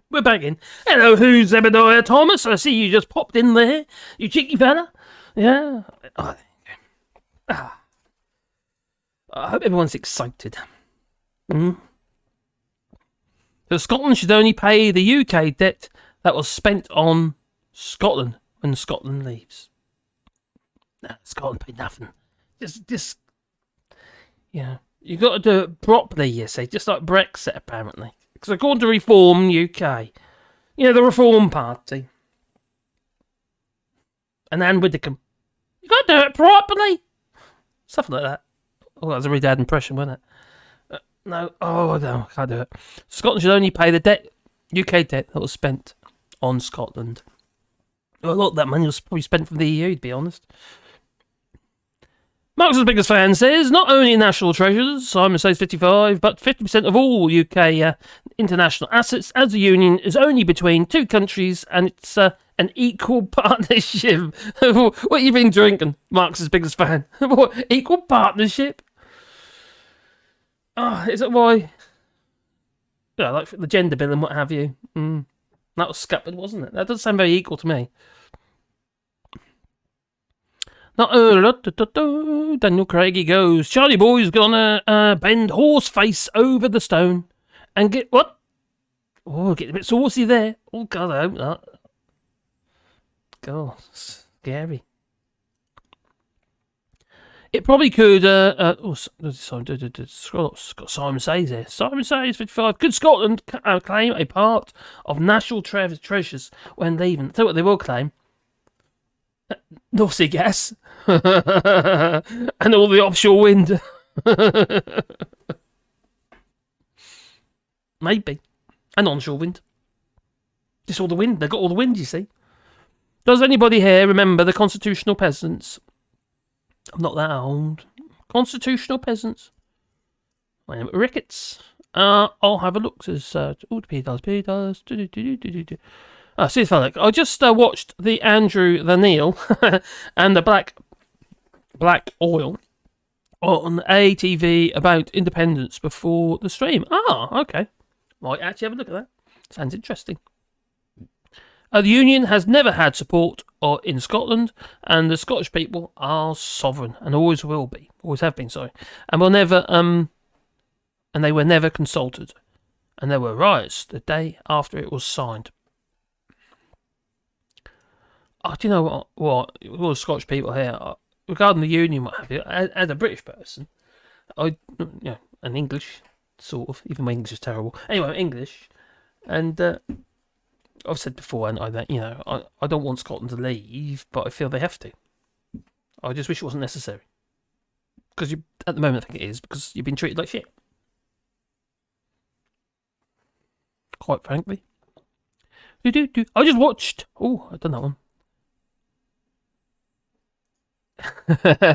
It's a stone. It's a rock. It's a flipping rock. It's a rocky stream, says Joe Marios, and it's just making me angrier, says Seafolk. Well, it should do. It's ordinary people's money that's coming out of their pockets to pay for all this. What are they getting for it? What? Him tarting about in some robe. Yeah, which costs an absolute fortune. Oh, and the fake queen. The adultery. Oh dear. Well, I still think the stone should be put on Charlie's head. I wonder if he could actually balance it on his head, maybe. That'd be an interesting look. Yeah, maybe. He'd be pocket-sized, just like Richie Sunak in his half-mast trousers. Did you say you had a big rock? Yeah, I've got a bigger rock. I've got this rock. Rock of Destiny. Yeah, my chair went right down when I did that.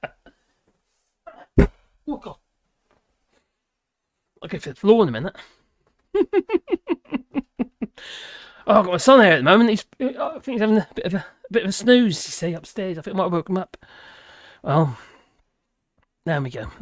The beer in the air saying there's no escape. Oh. Mrs.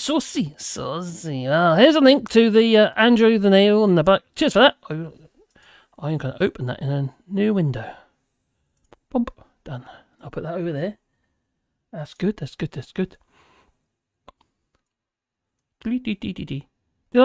See. Right. I'm trying to do a bit more work on my other channels now as well. So, if you are interested in anything greeny or gardeny type stuff, that'll be me jabbing along, but I'm not doing politics on that channel. I've got my other channel, which is this one. No, that's the website. I want the channel. Damn it. I'll be in a second. Search.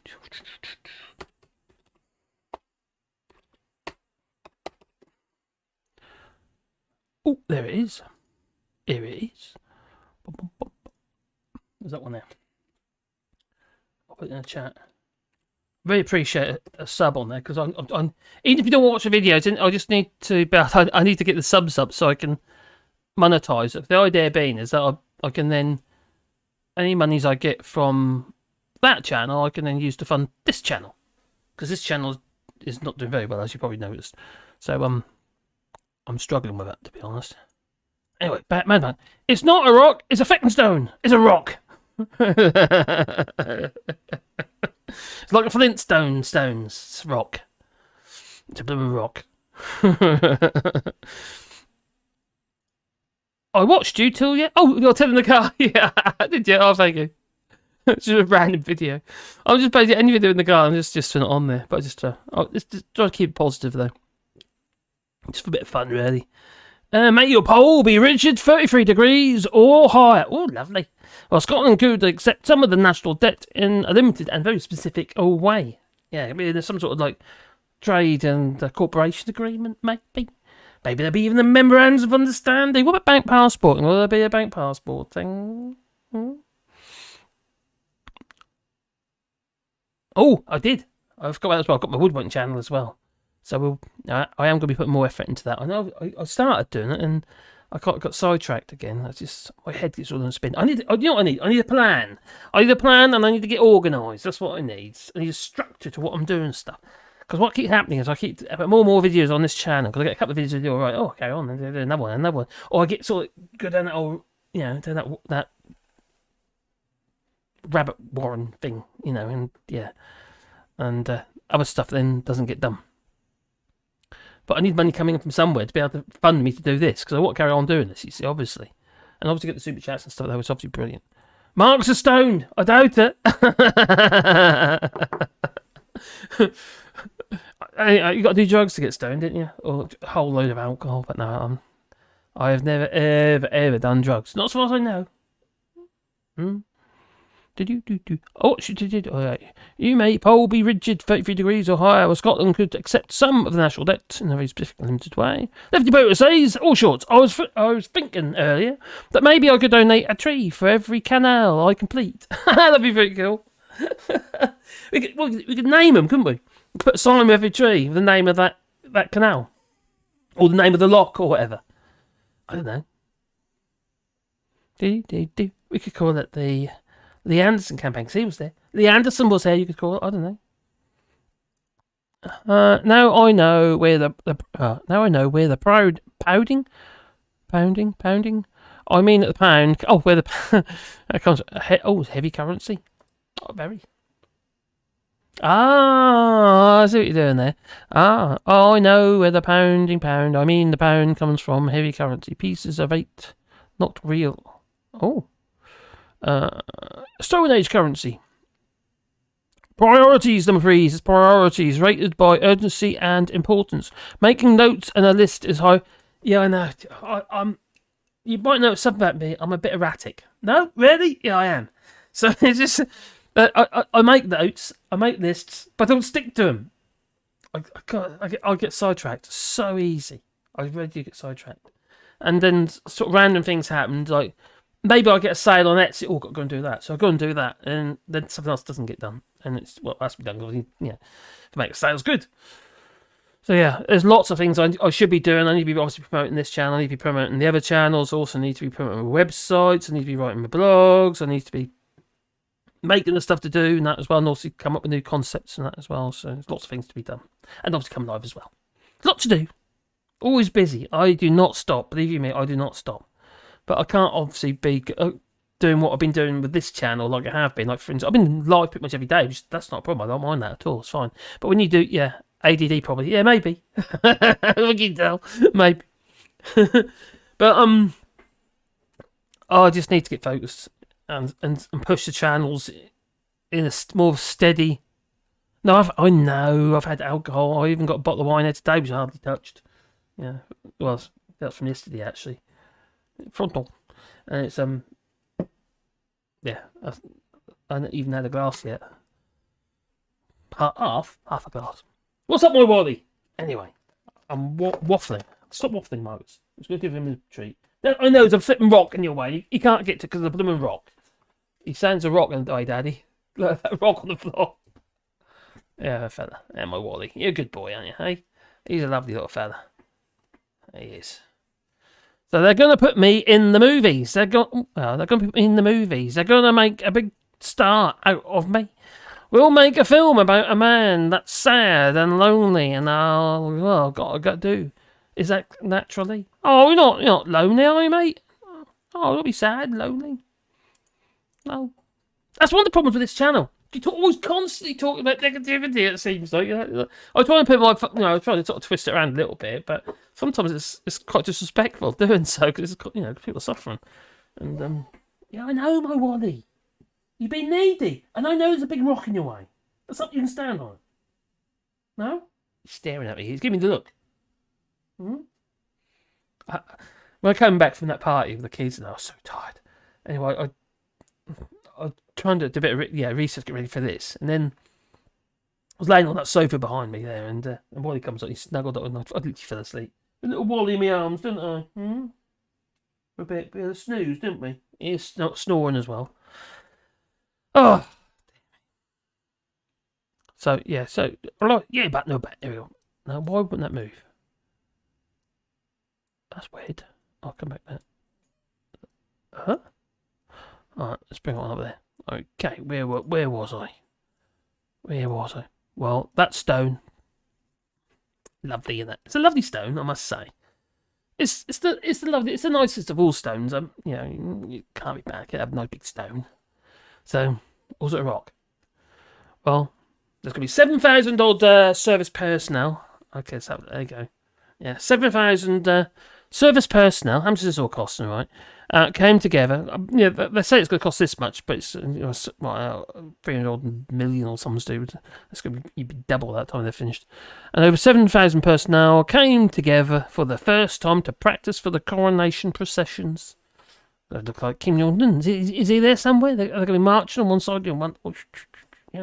Maybe.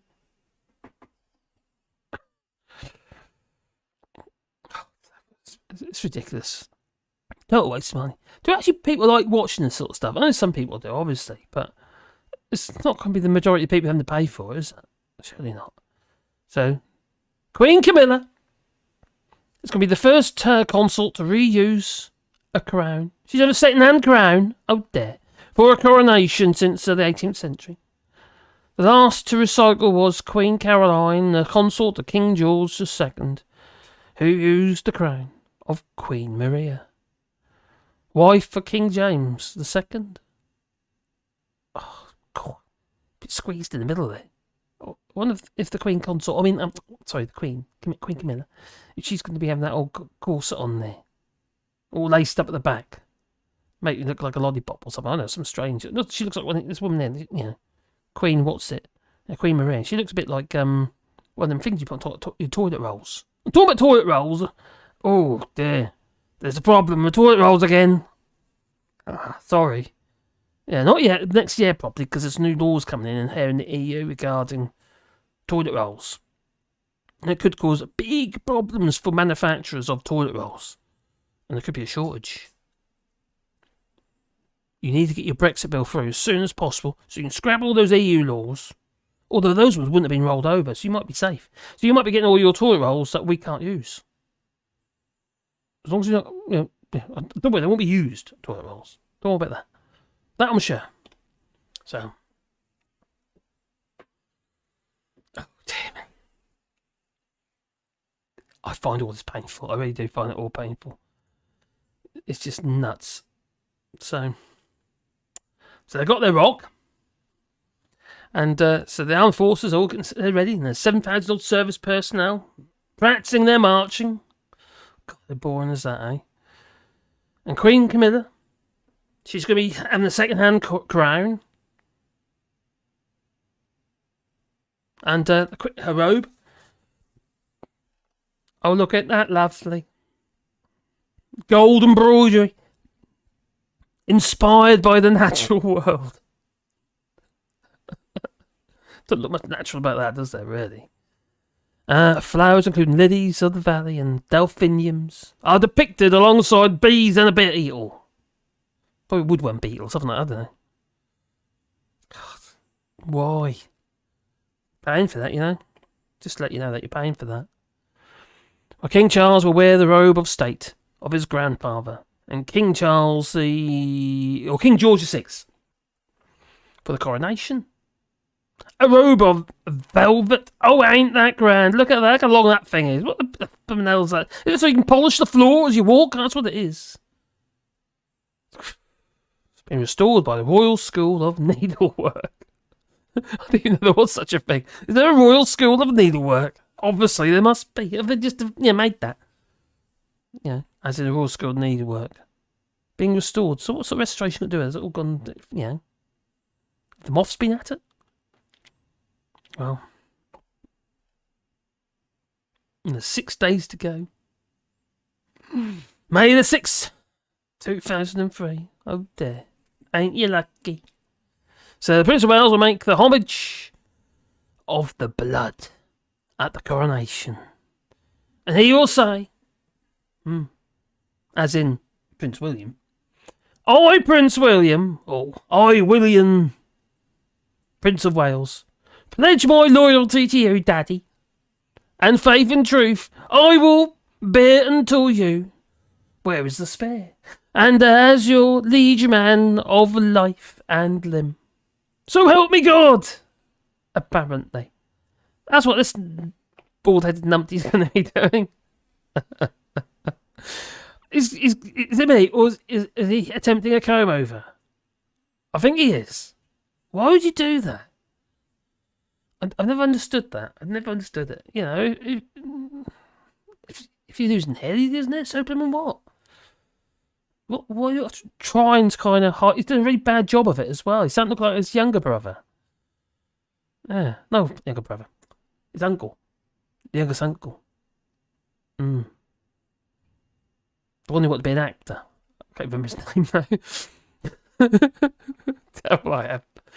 Well, so the homage of the people will take place after King Charles III is crowned.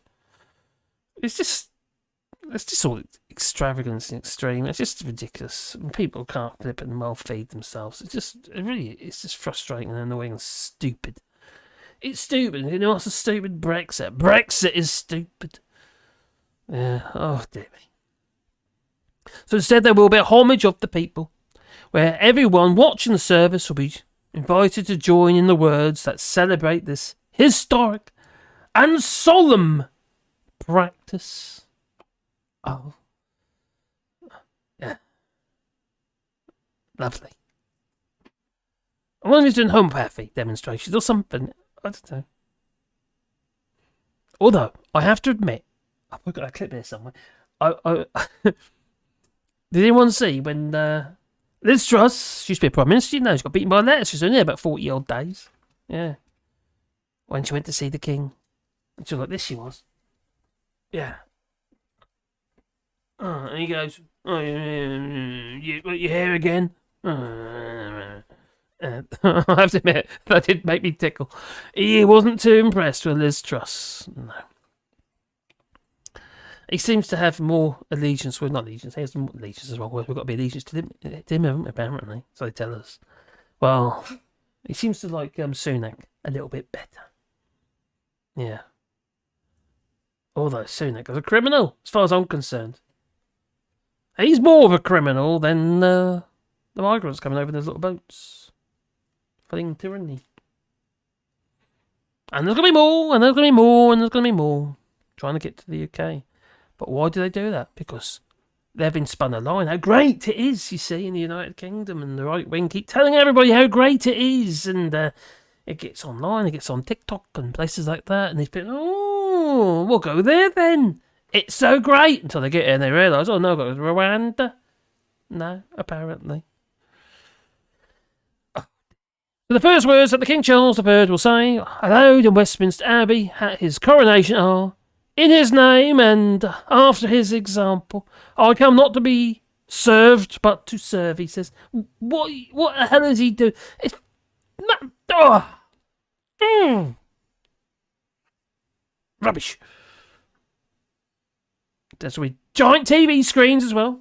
There are giant TV screens and dozens of locations around London, what have you, in various cities and what have you. Yeah, so you all go out there and you can watch the giant TV screens of him being crowned. Lovely. You could be there? Maybe. I think, actually, I probably would go, actually. I'd be there, I'd probably be vlogging it and take the piss. I'd probably end up in a fight or something. It won't be the first time, but yeah, I probably would end up in a scrapper. Probably actually in one of the old police wagons. I was about to say paddy wagon, but apparently that's a little bit racist, so I'm not going to say that. Is that right, or is it offensive? Some people say it isn't, some people say it is. So the Queen Mary's crown, soon to be used at the coronation. Oh, look at this. Oh, ain't it lovely? It's got big jewels and stuff in it. Oh, I wonder how many people that'll feed. Yeah. What's the point of that? Doesn't look very comfortable. You know what? Every time you go from a doorway, I'd just knock it off, wouldn't it? That thing's sticking out of the top. So, I think I've had enough of him, to be honest. So, we're going to go into something else. Oh, Oh my god, I'm pressing all the wrong buttons. Anyway, let's go into the chat first. Charlie had to swear to uphold the Scottish claim of right all channels. Cut it off. Because if the population heard what he says, they would know that they've been lied to for centuries. I didn't know. Is that right? Is that did they actually cut that off? That's funny. That's a fancy hat. Yeah, very practical, wouldn't you say? No, no, would I? No, I don't get it. What do you mean, storm Buckingham Palace? Oh, let's do it. Let's do it. Storm the Bastille. Oh, okay. I don't think the Brits have anything like a storm of the Bastille in them. No, maybe. I don't know. I think we might be heading that way. The more people suffer, the more likely it's going to happen, because it's kind of what happened in the first place here in France, in the Bastille. But we'd have to build something, wouldn't we? What would we use for a Bastille if we were going to be doing this? Obviously, you need your guillotine. Well, I can supply you one of those. I'll make you a guillotine. Like I said before, I think I could probably make you a hydraulic one, maybe. Or it could be a large wheel. Think of a Ferris wheel with a big blade on, spinning around at speed, so you can do multiple heads at a time. Maybe. Be a mess, wouldn't it? It would be a mess. Anyway, I could make something that would work. I could make a traditional one if you want a traditional one, just, for historic reasons, maybe. I don't know. Yes, says Marcus Biggs fan. Let's do it. Let's build one. Would I build a hydraulic one, or bins out on a woodworker? Would I actually make a nice oak one? A couple of nice big oak slides. Nice piece of cast iron, tempered on the edge, ground into a nice blunt edge. Yeah, make a proper job of it. Yeah, crush it space free. Maybe a couple of attempts. That's even better, isn't it? Really? Yeah. Anyway, and counterbalance maybe. Thick little lever, and then just the weight up pops down. You need some sort of ratchet drive to get back up again, don't you? Get to the top again. It's easy done. It's not a problem. I'm happy to oblige. I might have a few pieces of wood here. I can make that out. Three nice lengths of oak. I need to work out what sort of force and what thrust we need. So I need to know about the weight and the have to do a bit of Newton's law.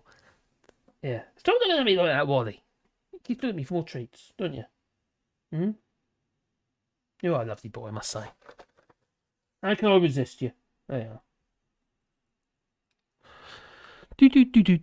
That's a real tragedy, Peter. They're bred to serve. Oh my God. What are you saying there? I don't think the Brits have anything in them like the storm of Bastille. I think they would. If it comes to it, I think people would be surprised. I think people, if you're talking about civil war and stuff like that, or, get rid of the monarchy, I think we're more likely to be honest to go up against the government, though. Another Guy Fawkes, maybe, but this time, hopefully successful, maybe. India wants that diamond, but they do.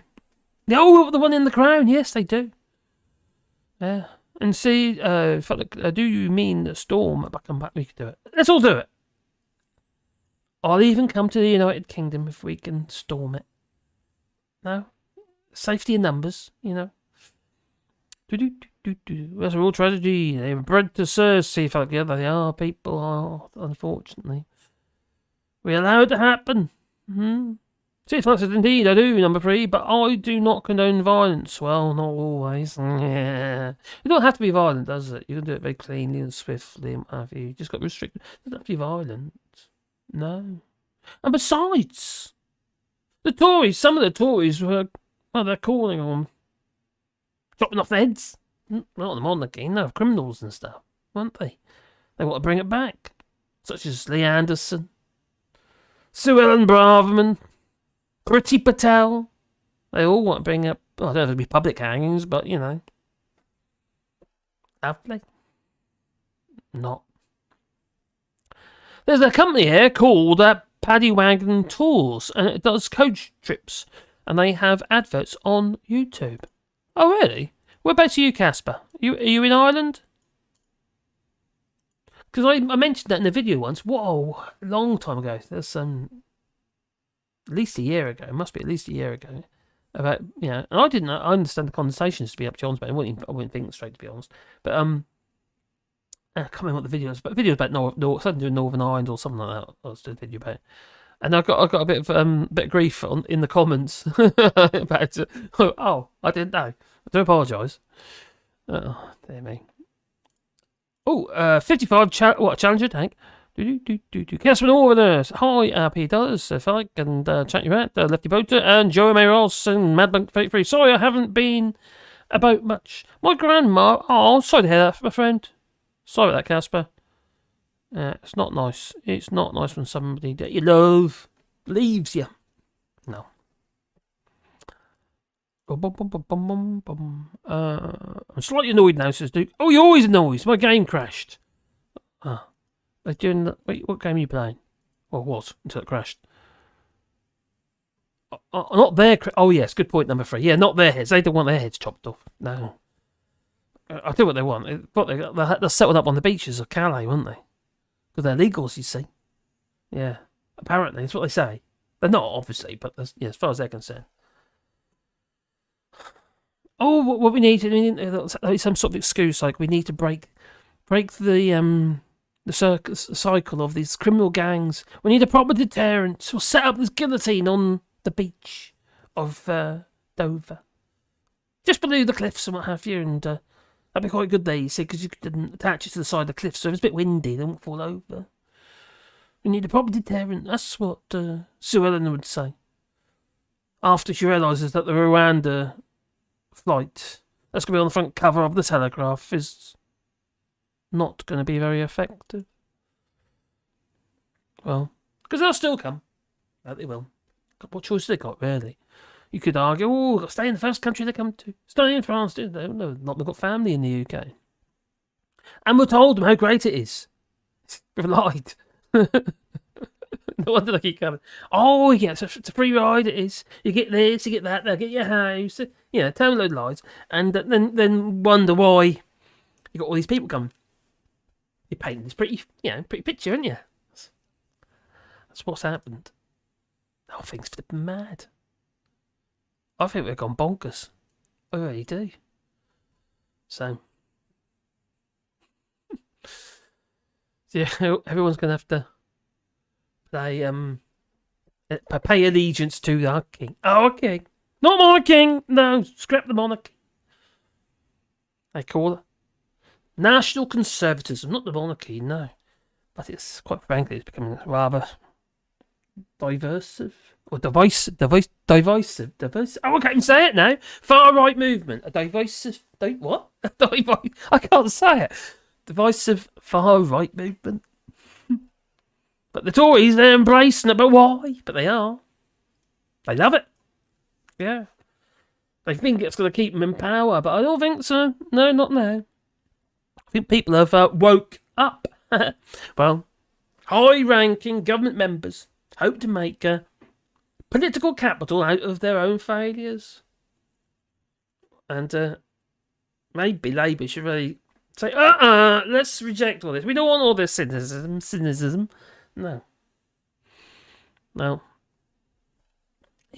In a fortnight's time, a remarkable 2-day political conference is going to be happening in central London. Apparently. Well, this is in The Guardian, so I'll share it with you. Oh, there it is. Oh, what's it doing there? It's a funny place to put it. I didn't intend to put it there. No. Over it goes. Yeah. And it's in The Guardian. Oh, I might even leave a link in the description. Maybe. If I'm feeling generous. But you can probably find it anyway. So, in a fortnight's time, a remarkable 2-day political conference is going to be happening in central London, and the people speaking in its debates and discussions come almost entirely from the political right. Oh, I wonder why. No. Has anyone been following Richard Tice recently? That old numpty. Oh, my giddy aunt. The other day, I uploaded a video where he seems rational regarding Dominic Raab being sacked. Or resigning. Well. And then a day later, he's totally the opposite. Well, because the day before, he was saying, he was shocked, he was. But, Gina Miller was being, bullied by him. Aggressively by Dominic Raab, and she told a story. Oh, I'm shocked I am. I'm shocked as Richard Tice. Oh, and his missus. Oh, so shocked that they were. And then, like I say, the following day, there they were saying, oh my God, all lies regarding, he shouldn't have been sacked, blah, blah, blah, blah. It's just a bit narrative, I suppose. It just makes me a hypocrite, though. Well, the people speaking in its debates and discussions all come entirely from political right, and they will include the Home Secretary, Sue Ellen Braverman, after all, that is her real name, and her cabinet colleague, Michael Gove. You remember him, Go-Get Gove. Yeah, him. And a host of voices from the media outlets, such as, the Daily Telegraph and GB News. Just everything on the right. And will sit at the heart of the proceedings, says the event's official blurb, and are the idea of the nation and the revival of the unique national traditions that alone have the power to bind people together. Really? Well, just nasty people. And bring about their flourishing. The foes and bugbears that will be decried and include political theories grounded in race and powerful new Marxism. Well, so they say. The banner under which everyone is coming together was conceived in the US. Probably Steve Bannon's got something to do with that. I won't be a bit surprised. And then you can't... Oh, maybe even Trump. But he is rather... And tremendously wet. He can't help it. No, but he is.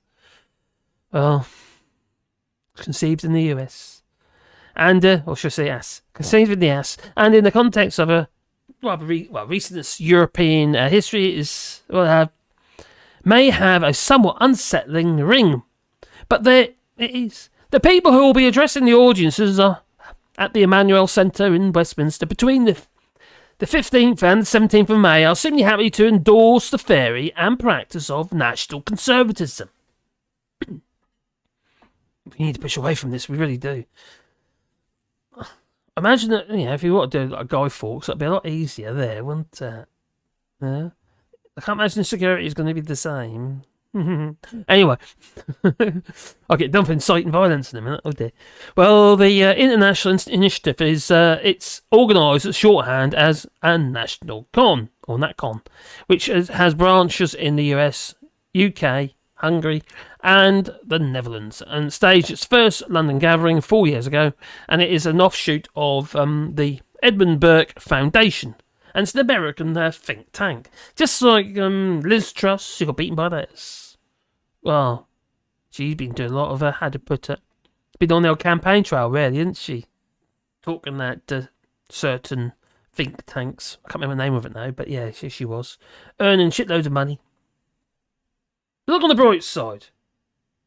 Boris Johnson's been doing the old rounds, hasn't he? Doing speaking engagements and what have you, and apparently earned about 5 million so far this year, and yet the speculation that he's going bankrupt. Oh, let's hope.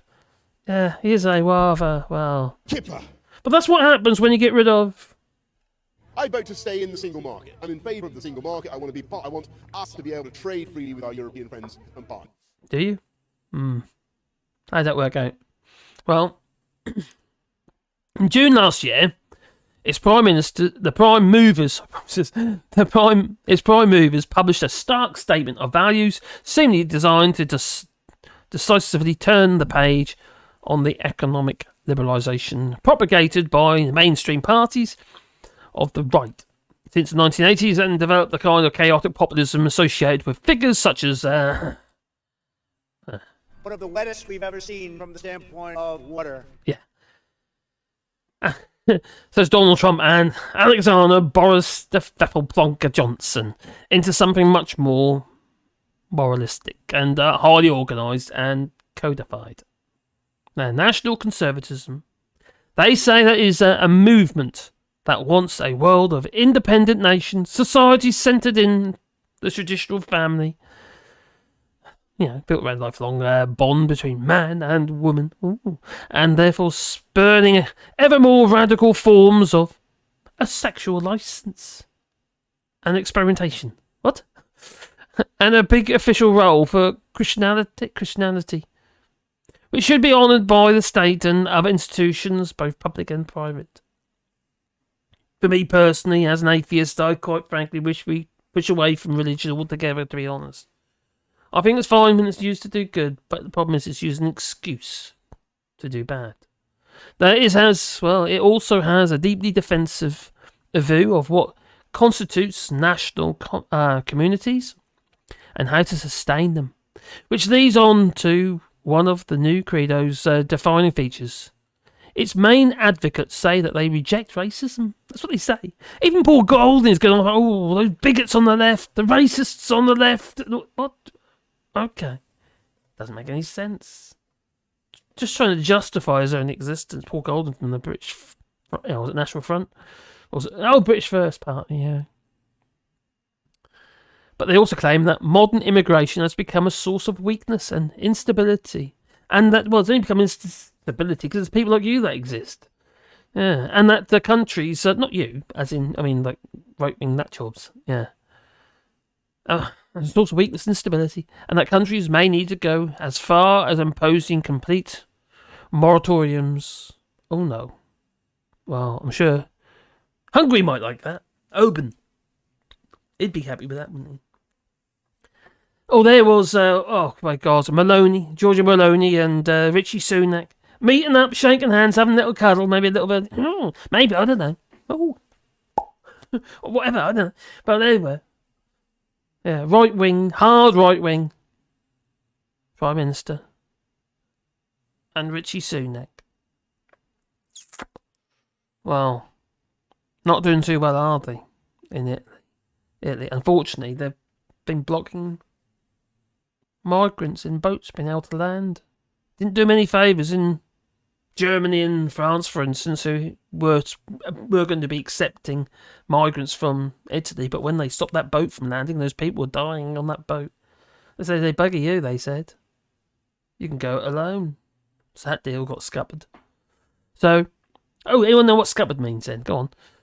The plain fact that high-ranking members of the government, as well as the Tories, such as Jacob Rees-Mogg, Doffcat Falk, and Penny Farthing, that haunted pencil, and the leading Brexiter, David Frost. Ugh.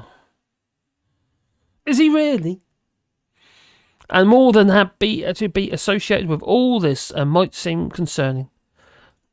Now, David Frost, when he was working as manager or whatever, something to do with a whiskey company, he was advocating for staying in the EU.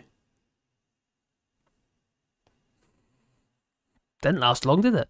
Well, I'm more than happy to be associated with all this might seem concerning, to say the least. But the intersection between the National Conservatism and the Tory mainstream is actually well advanced.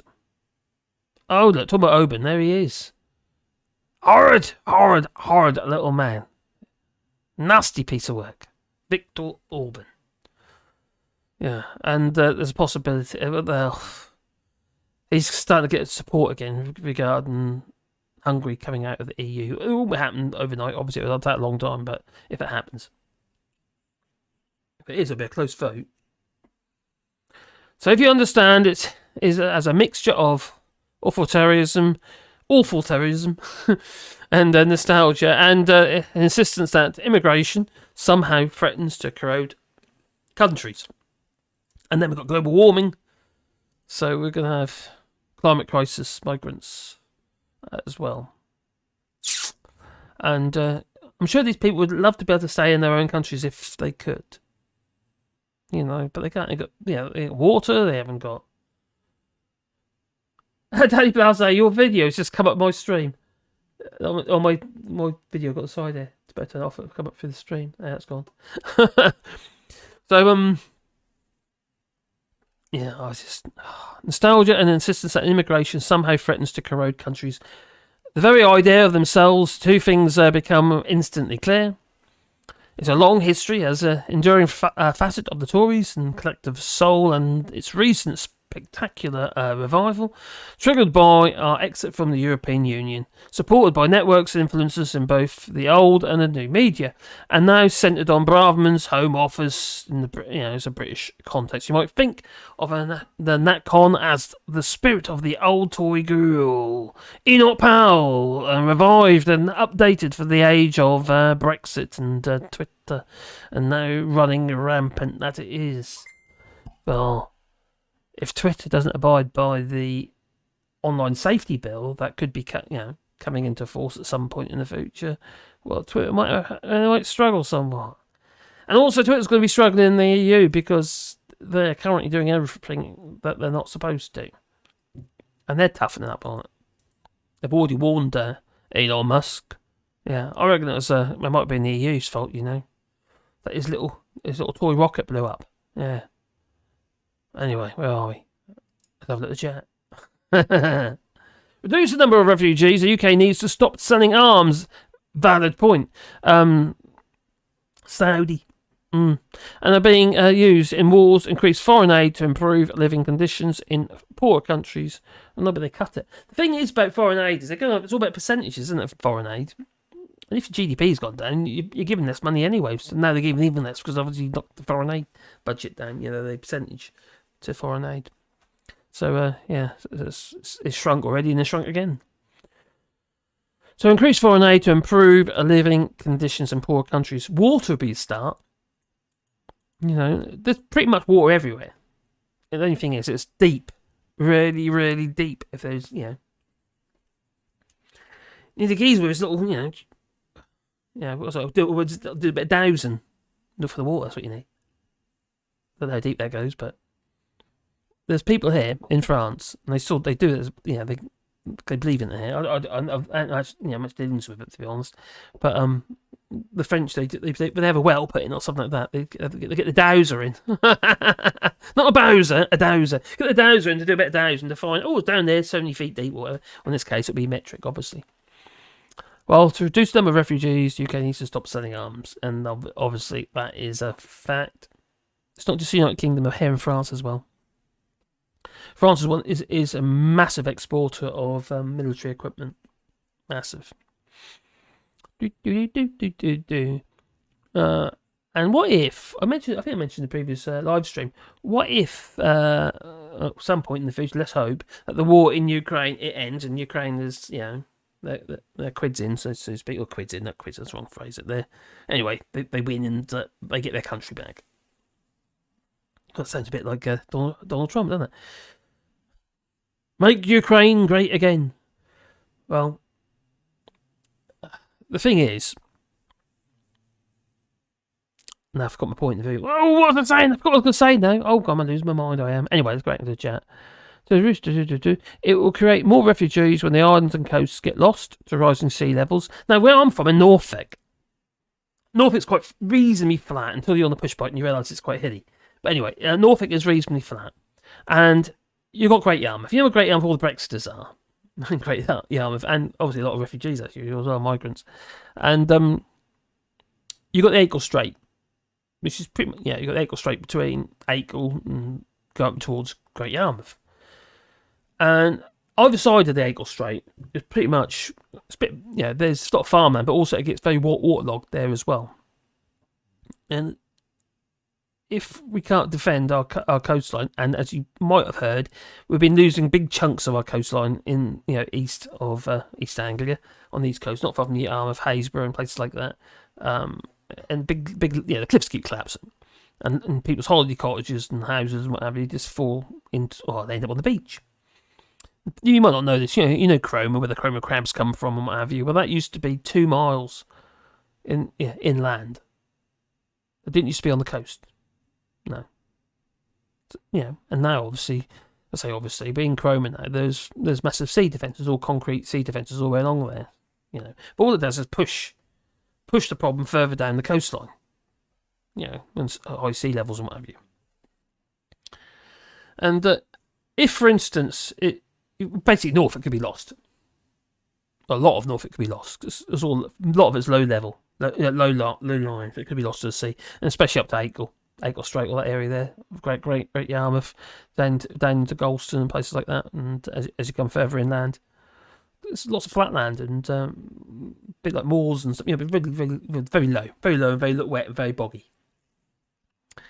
And then you've got other places like, for instance, well, Norfolk Broads are. They'll basically flood because they're not surrounded by high banks. They're just shallow banks.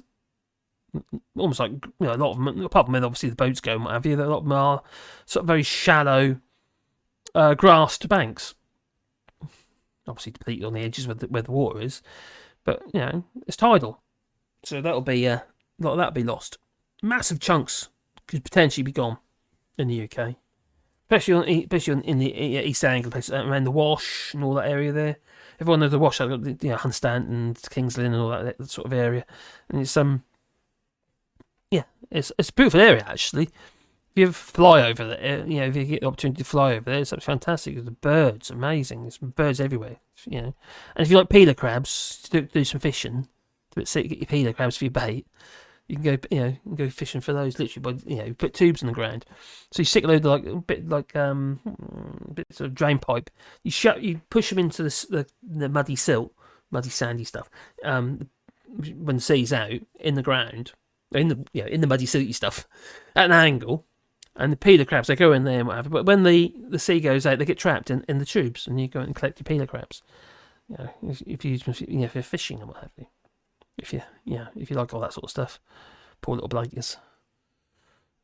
Marcus has that effect. Oh dear! What effect have I got? Is it like a disease? I'll be struggling to stay awake.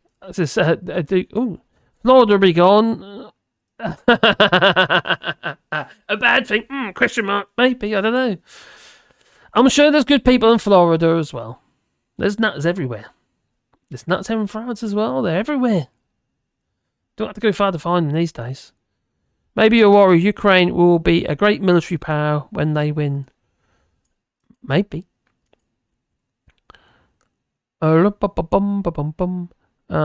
of holy springs around here. Some with ruined small chapels and lots of limestone. Limestone can make good filtered water. Yeah. I'm surrounded by water here in the sense of make X great again. A familiar refrain, yes. Love them's broads. Oh, you love the broads, says Foreskin. Love them broads in Norfolk. You trying to do Norfolk? Put the kettle on. The kettle. Or kettle. Thanks for that, Foolskins. You take the mic. It's the saying the dealer sent me. Oh, Norfolk. Carrot munchers, that's what we are. Although, sugar beet. We grow a lot of sugar beet and potatoes there in Norfolk. Pig farming as well. There's a lot of pig farming in Norfolk. I say here, I'm in France, but Night all, take all, Vincent. No night, Vincent, take all, my friend. Be good. Hope you had a nice weekend and what have you. And hope you're looking forward to the coronation and looking at the big stone. Or was it a rock? I don't know. Maybe cribs and all getting quiet and nipped out to me, mate. My God, I can't even say it like that. Blimey. I'm struggling to stay awake, says Duke Vengeance, and I think that's what... Oh, okay, now I get you, cheeky bugger. Am I that boring? Florida will be rescued by Mickey Mouse. Maybe. Well. Ginger's drafts. Guess where the Florida man will go? Oh, yes, probably to you. And Nico just met. Hello there. Oh, hello. Did I miss something? We talk about a big rock. Let me just show. I just need to show you my big rock. Oh, hang on. Don't want that. What's going on here? Let's just get rid of that for a second. Yeah, I've got myself a Stone of Destiny. Yeah, it's the Stone of Scone. Or Cone? Was it Crone? I don't know what's called there. Stone Scone. Yeah, the Stone of Scone. I've got one. There it is. Yeah, so I got my own. I wanted a bigger one because I got a big butt. I haven't, stick on my throne, you see, but that's what I have to do because I couldn't lift the other one. Yeah. Devi. See? Got my own stone. Have you got a stone of destiny? Like the pick of destiny? Got my pick of destiny. Mm-hmm.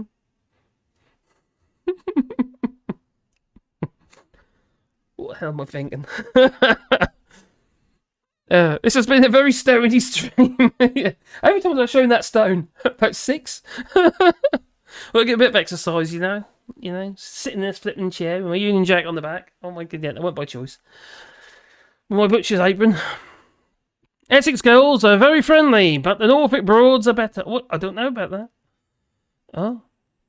Oh, I get you now. Thanks for that. Marks a stone again, in the geological sense, that is. I've got my stones, I've got plenty of stones right here. In fact, I've got lots of stones. Yeah, I've got a big pile of stones. Stone deaf forever by Motorhead, yeah. All shorts rock mon amours, says Foreskin. Thanks for that.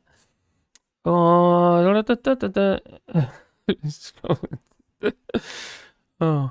Ginger Drafts, that guy holding the American flag in the middle of the storm will be leading the hordes. Epic. Oh, what about the guy with the horns? Will he be there? No, he'll be in prison, isn't he? Got his name now. What's his name? Oh my god. He's a QAnon. No, the guy with the horns in Capital. Yeah. Did you miss someone? I mean, not much, probably. I would ramble on about something I have. I've been in 2 hours, 10 minutes. I've been rambling on for 2 hours, 10 minutes. Oh my giddy, I'm talking about stones. Not the Rolling Stones, no. All your stones, no. I'm talking about my stone, my big stone, but also the Stone of Destiny. Which is going to, apparently, when King Charles III sits on it, it's supposed to be chosen. It's a bit like that hat in Harry Potter. Yeah. Yeah, yeah. It was Slytherin. Or whatever, I don't know. No, Allshorts, look it up. A crazy long hair guy screaming in a storm with the American flag in shorts. I will have to have a look at that then. Yeah. And Vipix says, no wonder Marcus has a gravelly voice. Then I wondered why that was. I wonder, Marcus has a gravelly voice. Then I wonder why that is. Well, I thought, because my voice didn't used to be like this. And there's me thinking it's because I keep talking. Making videos and stuff. Boggering my vocal cords up or something. Well, I found out the other day it's got nothing to do with it. It's because I've got a problem with thyroid. And I've had thyroid problems for a long time. And I had a recent blood test. And the doctor calls and said, you need to come in because your levels are all off. And my levels are way off. And she said doubled my dose. And apparently it's a symptom. It can bugger your thyroid and what have you. Yeah, I didn't realise. I just thought it was me doing this, you see. Yeah. It's a good excuse, though, for why I'm fat. Yeah. See? There you go. Is that the stone or a sugar cube? Is that stone a sugar cube? I don't know. I don't think so. Oh, shaman. Yeah, he was a shaman, wasn't he? But the guy with the horns. You'll have to look that one up there, mate. Cheers for that. And Igor de Schmidt says, I have a path full of pebbles. Does it count? Of course it does. They are the pebbles of destiny. Yeah, you walk along them and you get to where you're destined to be. Maybe. Well, May the 1st is not a holiday in the US. Oh, it's May Day tomorrow, isn't it? Yeah. Only thing is I've got my taxes tomorrow. Tax day tomorrow. I don't know if I'll pay it, but there you go. Oh, dear. Oh, that'll bounce, probably. I don't know. Anyway, it's a bit of a nightmare. Did you do... No, Allshorts, look at that. A crazy long hair guy screaming in the storm. Oh, I will look that one up. Scrolling up. So, let's go back down here. I need a drink, though. I've got my Wrigley Infusion. And we've got the wine. Got the wine. Well, saying that, I ain't had one for ages. But I have the last couple of streams, haven't I? Stone Cold, Marcus. Oh, okay. So what's a Stone of Scone? So what is a Stone of Scone? It's a big stone. It's a big stone that was, stolen from Scotland. Returned to Scotland.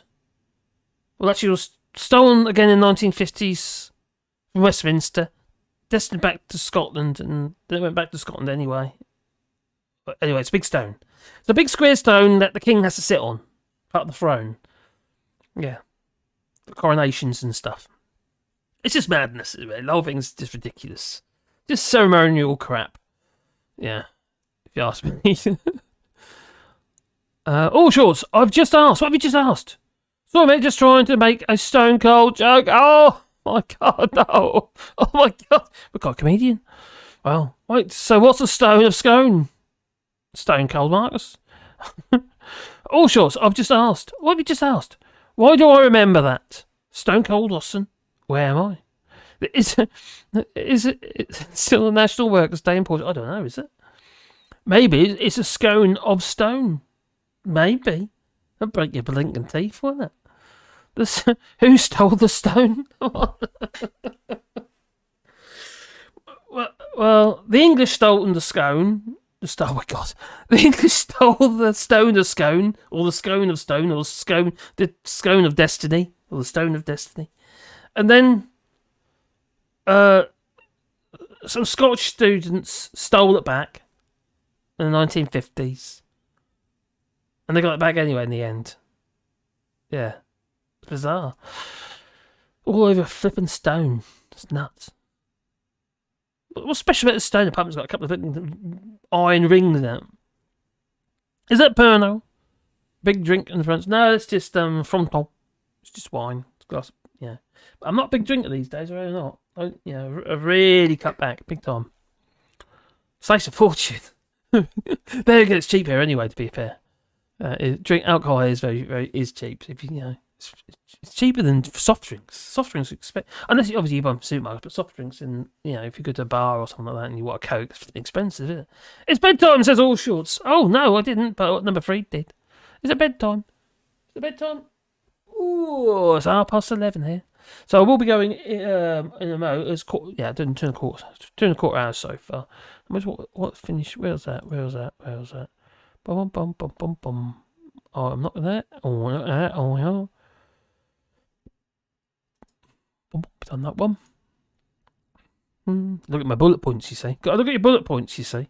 Got to do that. Well, say something that is rather scary. You all been talking about like AI and what have you, ChatGPT and the ones that draw pictures and stuff, and there's a whole variety of them. And like I said before, I think it's fantastic in some ways. I think it's amazing how good it's getting. But it's also very bad. I think it's dangerous. I think it's so dangerous. It's not just about losing jobs and stuff like that. It's like cold calling and stuff like that.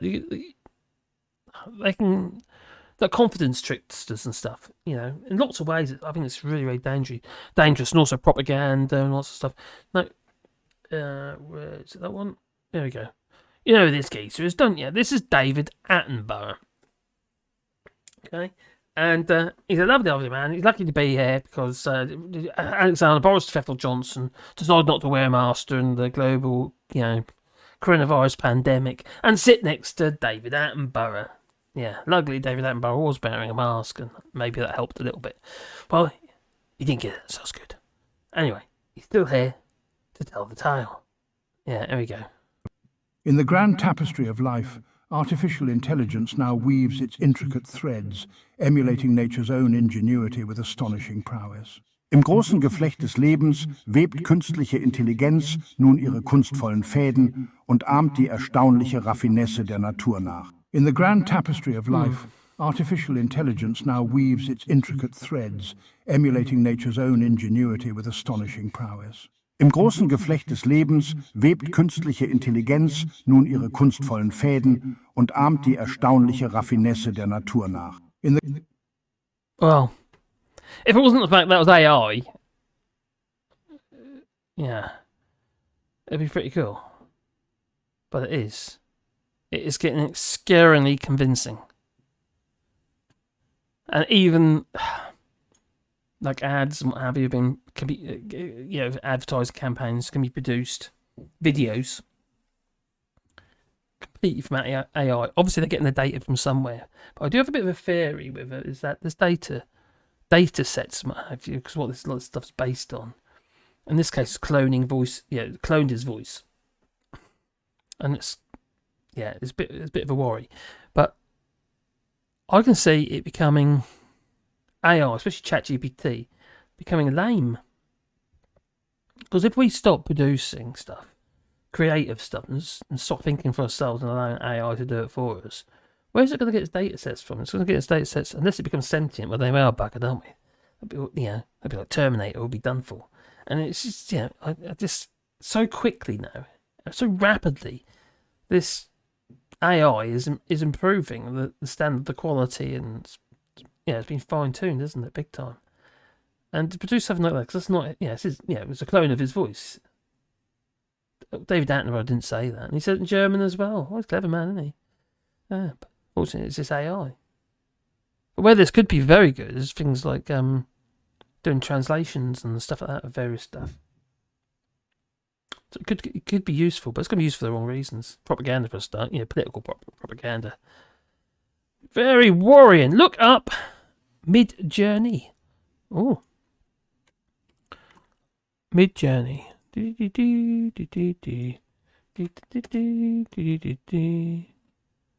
Comments tutorials are working with Mid-Journey. Oh, Mid-Journey. I'm not going to tutorials.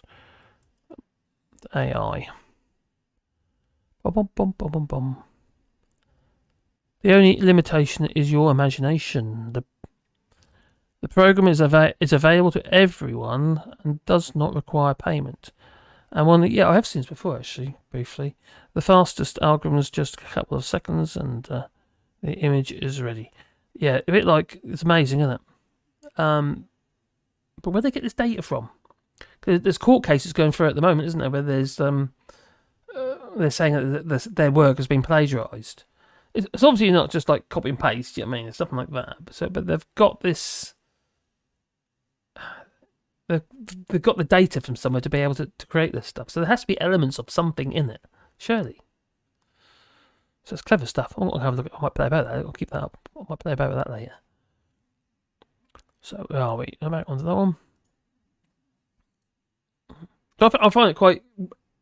I'm fascinated by it. I really am fascinated because I've been using it for them to be Etsy and stuff like that for product descriptions and with the t-shirts and that as well. I've been like product descriptions. So when you start doing the t-shirts, so it's starting to see a little bit of return, not a lot. But you need to obviously do product descriptions. It's quite handy because it makes you. The nice thing about ChatGPT, it opens your mind up to other stuff. I get that now. That makes sense, and then you can just write a little bit, So you can alter it about to suit your needs to make it more personalised. But yeah, it's really useful. It thinks of things that you don't. So I don't like the idea of just copy and pasting it, obviously, because it's just a bit lazy for a start. And also, sometimes talk about context as well. They don't always get it right. But it's only working off what instructions you give it, and then it extrapolates that and makes it into whatever you want to make it into, doesn't it? The castle's made of sand, slips into the sea, eventually. Jimi Hendrix! Oh, speaking of the devil. Oh, there he is. He's over there. There he is. Oh, I've got through Jimi Hendrix. I love Jimi Hendrix. There you go. Oh, go on, mate. Right. Oh, it's all wonky now. It's all wonky. Got a wonky camera. Now what this won't do. There you go. So do not look up the cup and the girls. What? Oh yeah. Jay Draper has a new video out. Scrub. Video up, sorry, and she's funny. Historical short videos. Just got the notification. I'll have a look at that. So that's Jay Draper. I don't know her. So my pencil's gone. I've got a pencil. Got me have a pencil somewhere. What's my big? No, it's in the workshop. Jay Draper. Yeah, I'm going to be doing more videos on the other channels as well. I've been doing it, I'm getting quite a few ready. I just need to edit some. But the Earth Trifle ones, my environmental channel. Or say environmental channel, sort of garden and all sorts of stuff like that. Just anything to do with stuff that isn't like destroying the planet. The opposite of, I hope. ChatGPT is still just a very advanced version of what was Lisa, and he wrote back in the 60s. Maybe, yeah. I don't really know, to be honest. All I know is it's amazing what you can do with it. Just a lot of empty speeches and a lot of hatred. Not nice. Family stay out of it. No exceptions are rare. Oh, what? I'm confused. Oh, I got 5 back.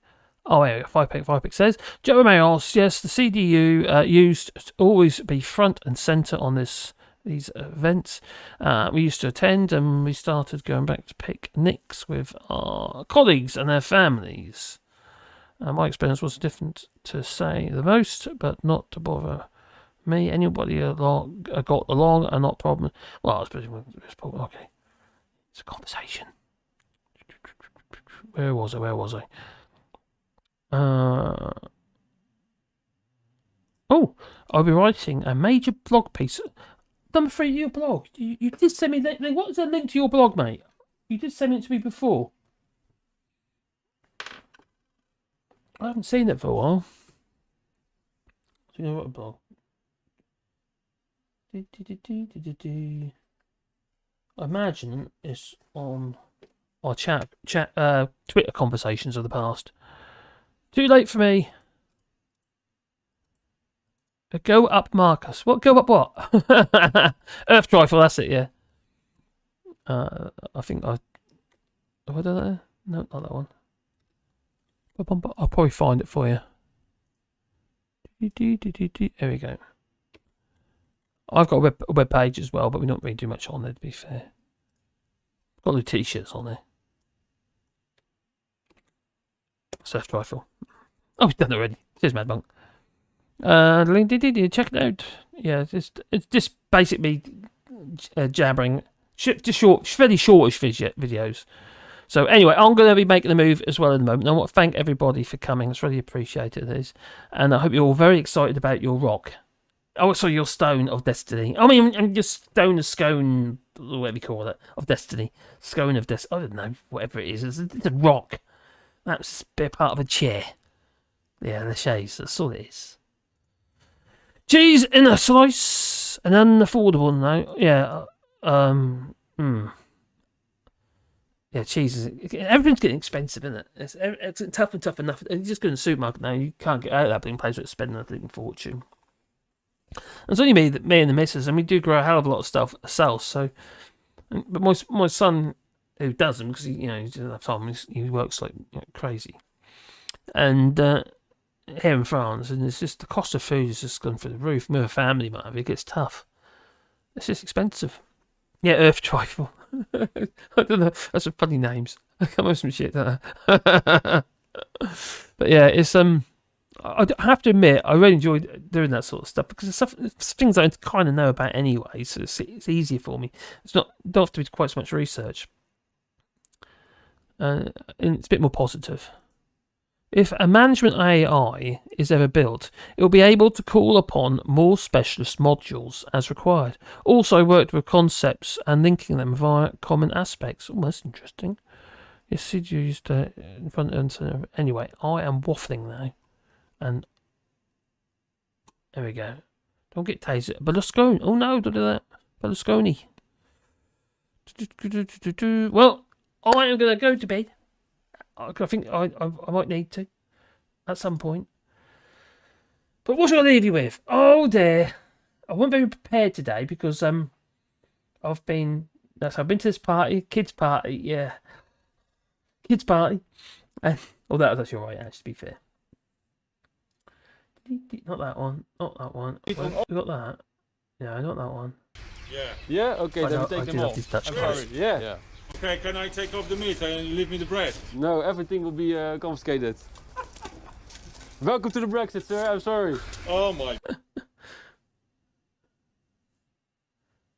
That one. Oh, I nearly forgot. You got to have the. Sorry. Oh, their little cheeks. Big cheeks, I should say. Not the fat dancing kid. I can't resist. I'm sorry. Oh, I think he's brilliant. I just love him. Oh, you got cheap shoes for peasants. British for food, clothing, and footwear. That pan out. Not very well, did it? No, not well at all. Quite frankly, talk about tits. There you are. Yeah, do you know we're doing our rewilding here? We're planting lots of trees that we are. And it's working. We're getting so many more birds. Not saving the trees, because we're obviously putting all the little bird houses and stuff like that. You know, at the back cases, little bird houses, and we've been putting loads of them. I made an owl box the other day. It's not very cool, actually.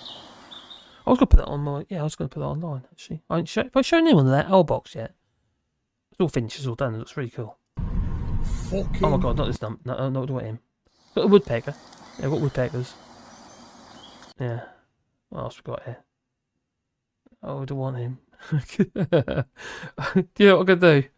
I know I've done this a bit recently, but I'm going to have to do it again. There you go. Not at all.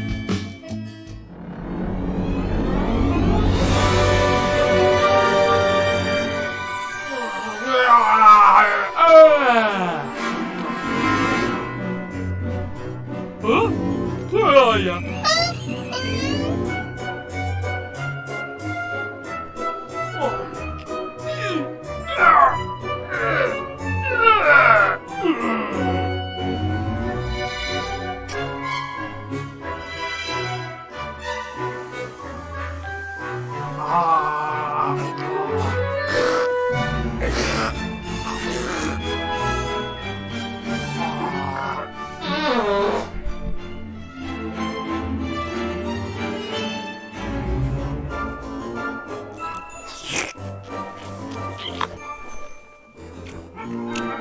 Oh no, I've only got 20 rolls left. I better go shopping.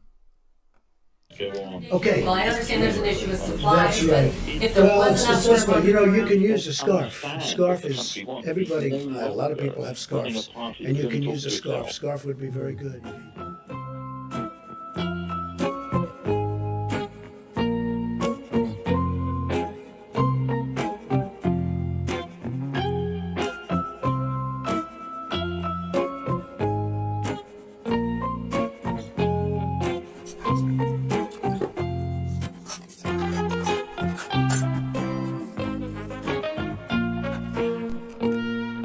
Hey, what's the date?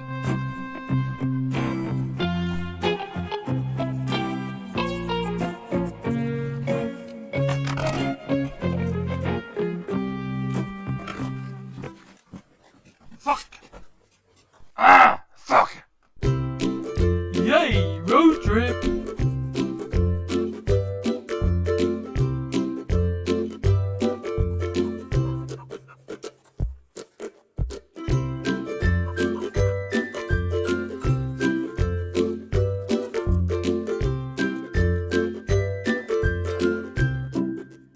Fuck! Shit! Ah, fuck! Fuck!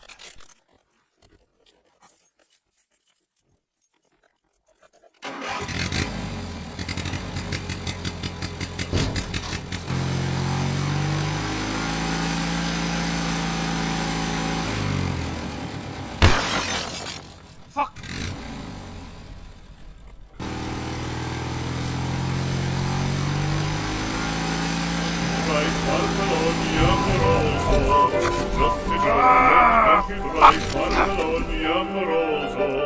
Notte giorno di torno girando, delle belle turbando al riposo. Delle belle turbando al riposo, narcisetto adocino d'amor.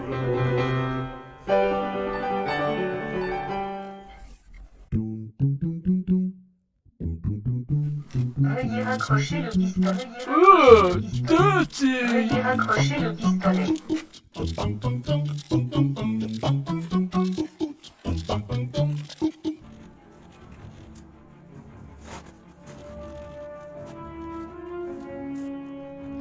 Cool face masks.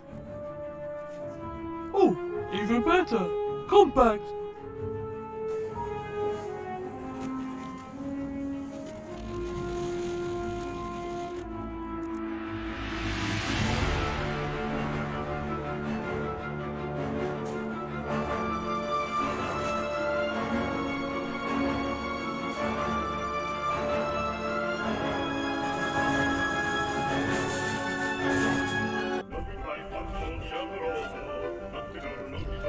Mission accomplished, so Monsieur Petroli makes his way back to her indoors.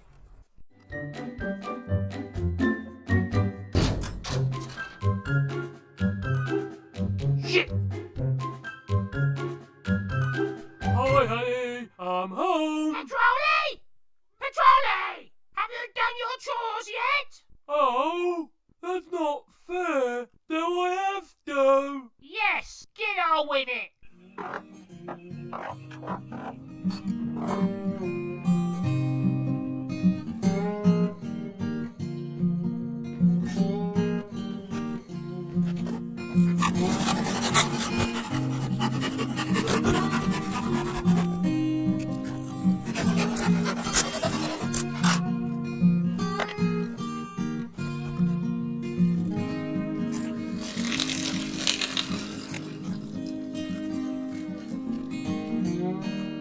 I love you, Mr. Radish.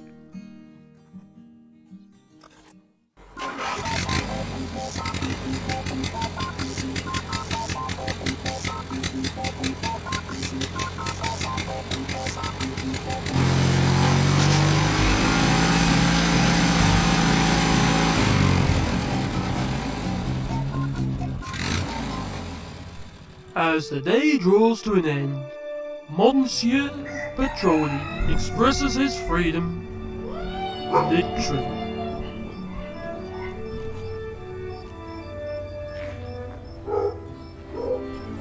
While the sun goes down over the horizon, Monsieur Petroli enjoys a glass of white wine.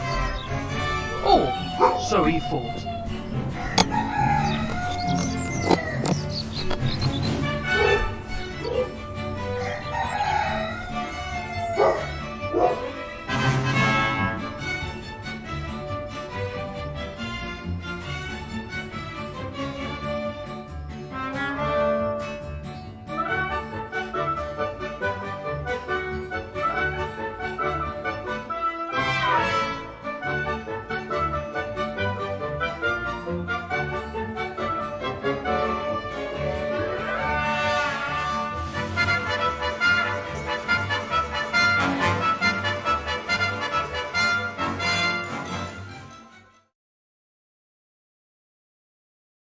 I'm so